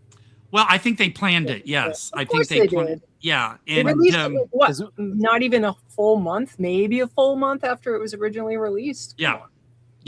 What But is you this? know, They've got two versions of Backrooms now, or something. yes, starting July 2nd, they put out a version that's called the Everything Must Go version, and it's got 15 more minutes. In it. Well, also So like it's- with the Backrooms too, and that was something I was saying last time is when that movie was coming out, and I didn't see like all the ones they had before it. There's like a whole like 3-hour long snippet of all the shorts that he Kyle Pixels put together, and I think it's much better than the movie that they put out. Well, I will recommend to people though, if you liked Backrooms, there's a project he did before that. I keep forgetting the name, but it's about a guy going down those steps into an underground mall with the rolling giant guy. That one was freaky, and that came before Backrooms. Yeah. I wouldn't be surprised if they made a movie out of that now, but I definitely hunt that one down. Just go look up Kane Pixels on YouTube and look for the rolling giant, although that'll give you that clip. You want to start and watch them in order, of course, but yeah, no, I'm honestly, I'll admit it that I don't know how long this new version will last in theaters, but I'm going to try to see it before it goes because I did enjoy Backrooms. So I'm kind of curious as to see what more, because he said it's stuff that's related kind of to the YouTube series that they're adding in. And I'm like, okay, I'm going to see it at some point. I still haven't seen Obsession because people are still coming to see that, and I don't trust how quiet they'll be during the movie. So a movie like Obsession, I want to see if there's no more than one or two other people in the auditorium or it's me alone. Actually, I won't be able to see any of those this week because there is a new Hindi or Bollywood movie called Alpha that my theater has through Wednesday night, and I will not pass up a Bollywood movie. So, you know, I'm going to do that. But other than that, I'm just really, really, really, I'm just thrilled that I got all this info today because now I'm going to be sitting there at work tonight distracted because I'm going to have to watch Dariuss again, too. I don't know if I'll be able to do that when I get home tonight because now that we've talked about things, it's on your brain. Now I want to go back in and, I see. And I have to find the jar. So I have a lot of things. Well, the one that you gave us the link to looked pretty good. It was like widescreen. The one that I saw. I can tell you like right now, like and since Gary's here, this is really awesome because I saw that movie when I was like 9 years old, I think. So it was like 1990, 1980. Oh my God. Yeah. So it had been out for a few years, and it was just like it was one that they had at the video store, and we rented it, and we were just like, "What is this? What is all this?" And like, and when it comes across like kind of like an experimental like kind of college film, I didn't understand it at the time. We were just like, what is this, dude? Like, this doesn't make any sense at all. So like, later on, like, kind of like in psychological aspects of it, like, that's great though. But you remembered it. You remembered it. That's what's key. That version. Yeah. Yeah, no matter what people may think of it, whether they thought it, like you said, Gary, and some people thought it was boring. Someone said it was disjointed. It didn't make any sense. No matter what, people remember it. And I was super young at the time, so I don't think it was meant for, my, infantile brain. But growing up with that, I'm like, remember that movie, The Jar? I think, Evan, that movie at your age was better. You also saw. No, go ahead, Gary. Go on. I'm sorry, Todd. I was just gonna say you saw the VHS version. It sucks. I did. Yeah, yeah. And I would say for Evan, at least you were exposed to something cerebral. I think that would have been much better for you than something like Porky's. Yeah, no, I wasn't watching stuff like that. Because Mike Caravella has been posting about the 80s movies he's exposing to his teenager, and it's stuff like Porky's and Porky's 2, The Revenge, Hard Bodies, or whatever movies like that. I'm just like, no. Don't say anything bad about Easy Money, Todd. Well, was Eddie Murphy in that? No. Because as you know, I don't watch Rodney Eddie Murphy. Dangerfield. Joe Pesci. Easy Rodney. I get it. Big Okay. Mama's House too. I still haven't seen Back to School. Martin Lawrence. So I don't know. The only reason I got soundtracks to some of those movies soundtracks because Danny Elfman and Oingo Boingo would do songs for them, so I would run out and get the soundtracks. Called, I forget what the name of the band was that did the soundtrack for The Jar, but it's like something size, orchestral size, or something. Obscure Size. Obscure Size. Yeah, they only made that one. It was actually just. It was just Bruce Toscano and Bruce Toscano and Cameron McLeod. Cameron McLeod was the photographer, filmmaker, and it was just them in a studio playing around with a synthesizer. That's all Obscure Size was. And Evan, I'm sorry, I didn't mean to interrupt. No. You jump in anytime, man. That's how this show works. But TerrorVision did release a soundtrack on vinyl, but it's sold out, and it's going for $50 to $80 on eBay at the moment. So you should grab it now. Yeah, better be vinyl. Yeah, the sound I would kill. Look, if I didn't care what something cost, I would have gone on eBay right now and bought one. But who knows? Maybe someone will offer one up for a bid. Although I know there are people on eBay who don't plan on buying it, but purposely up the bids just to screw other people over. Yes. They did that to me with I wanted the Mary Hartman DVD set, and someone's had it up for bid starting at $19, and I went ahead and bid $50, and I figured people would keep going up, not knowing I bid $50, and then I would win it. But at the last minute, somebody did. Yeah. I think I went as high as 60, and then someone did 60.01. Yeah, never do that. It's like, what was that game show? With the wheel? Price never. Yes. Never. Well, here's what I did. Like $1. Yeah, you go up by a penny and you're screwed. They're like, I figure I fucked over that other person because when they did over, then I stopped. And they got stuck with it, paying it, right? So yeah, they got stuck with it. And I guess when I come into some money, I'll just pay $100. I just had a thought. Yes. No. I had a thought. Okay, now you can't tell anybody this thought. Okay, this has to remain a secret among us. Okay. Okay. I'm thinking what I can do. I have a radio player, a record player. I've never even hooked up yet. But it can record to a thumb drive. So what I'm thinking is, why don't I just record it to the thumb drive and send it to anybody who's interested? Wow. Okay. That's just for us, not everybody else out there. So I would definitely be interested because I love that score. And I'd love one. Mm. And I disavow any knowledge of any of this action. You'll get it in a plain paper bag without a return address. See, because I have the soundtracks to movies like, besides Flowers, I have the soundtracks to like Session 9, and even Eraserhead had a soundtrack. Session 9. And Awesome. Session 9 soundtrack, I just love to sit back, put on the headphones, and go. Bleh. That's a very good look movie. Yeah, and it's a great movie too. Yes, and so is Eraserhead. But I do, You I want do to talk like. about liminal spaces, like in back rooms. Yeah. Well, That's hey, that guy, like a Evan. giant empty asylum. Well, Evan, you need to also get your hands on the who released it.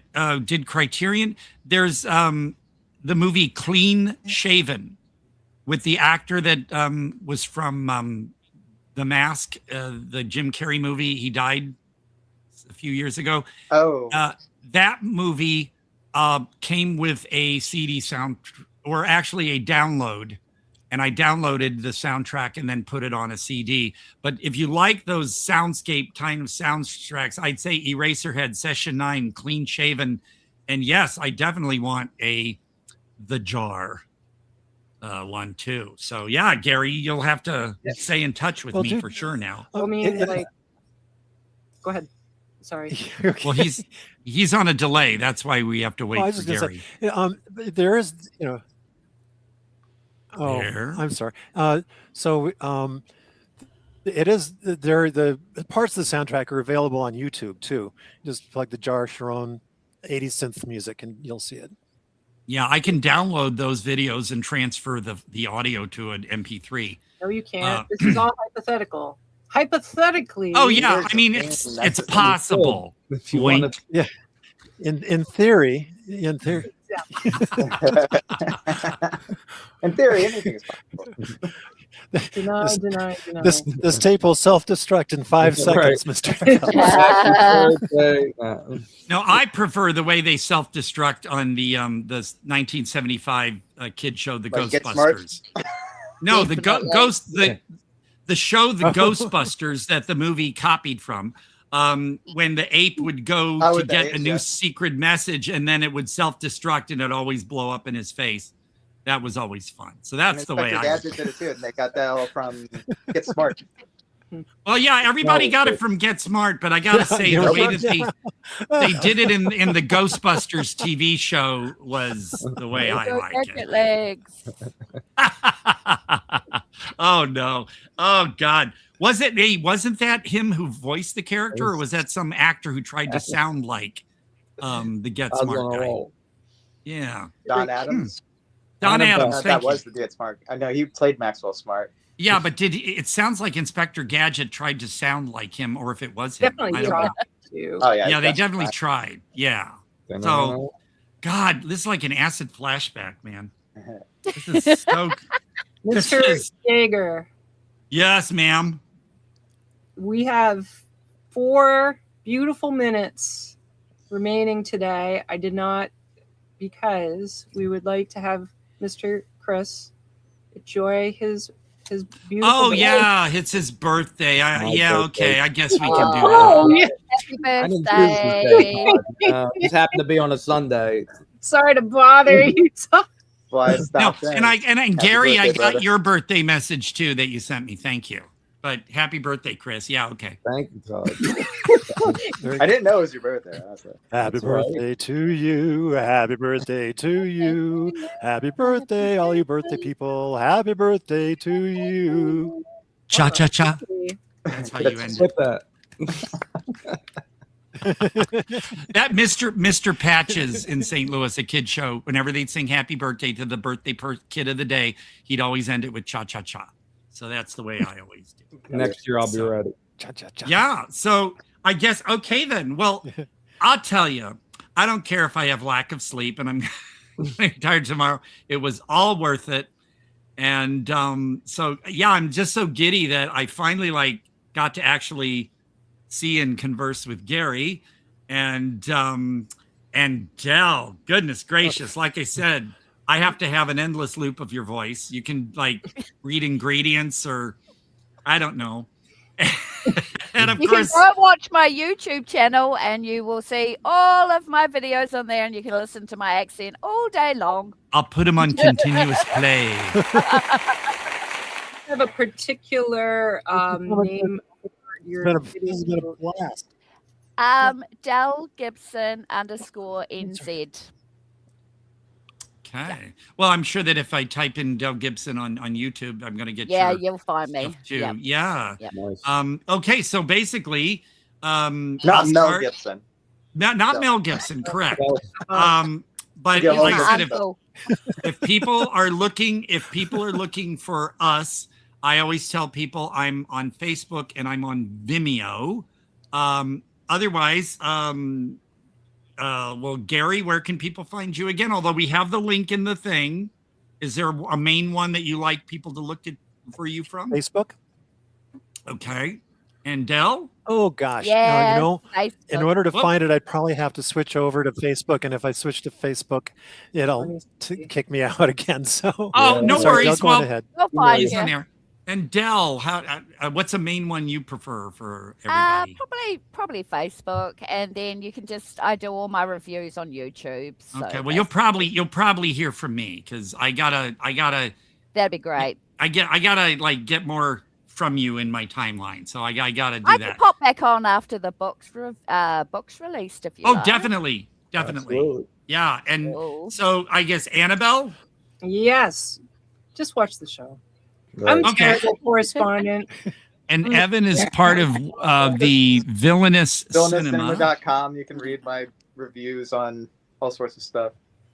And There's this guy and out there named Landon Evans I that has gotta write- like, one dad Shoot. joke.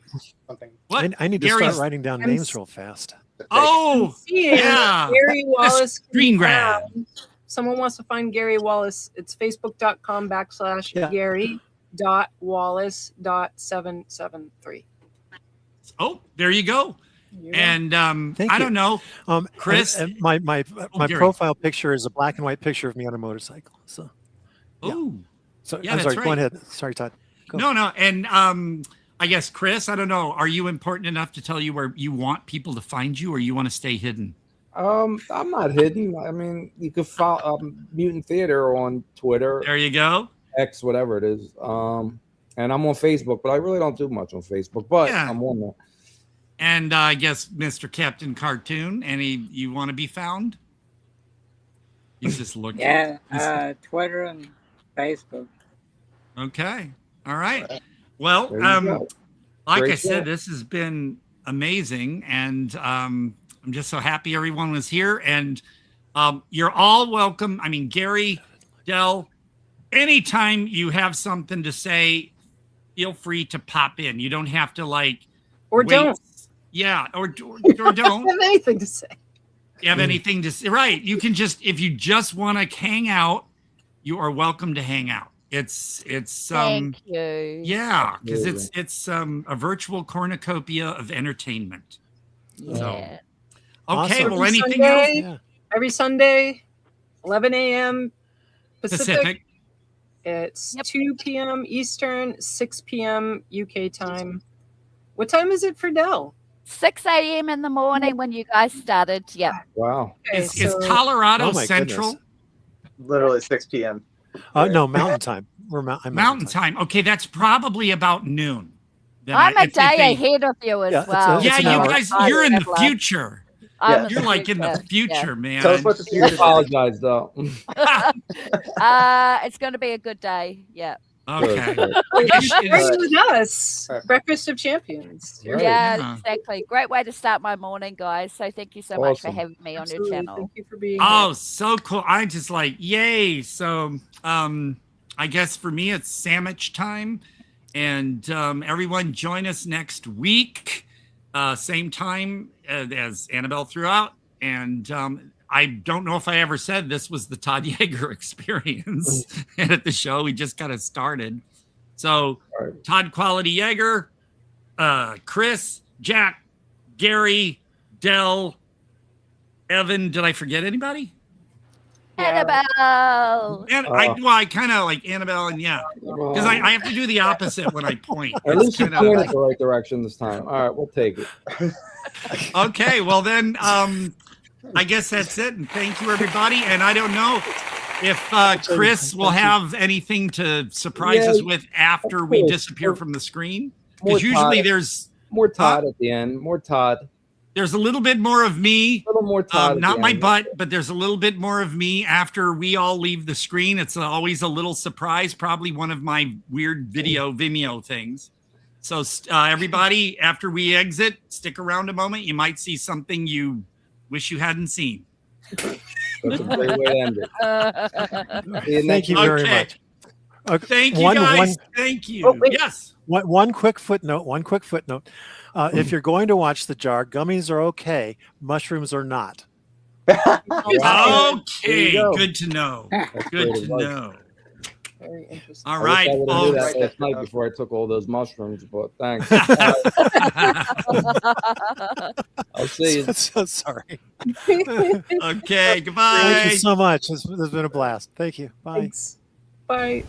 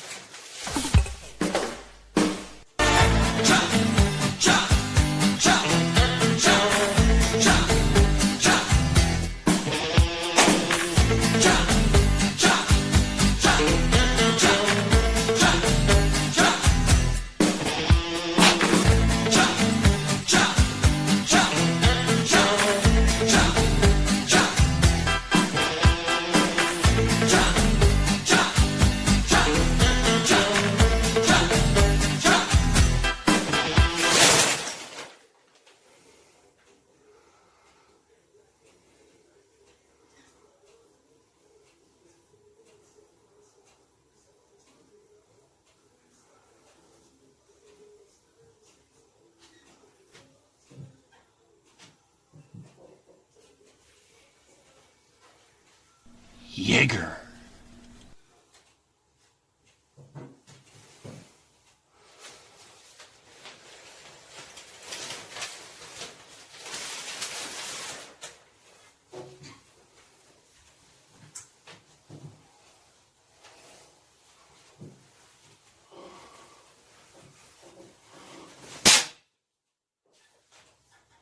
That's it.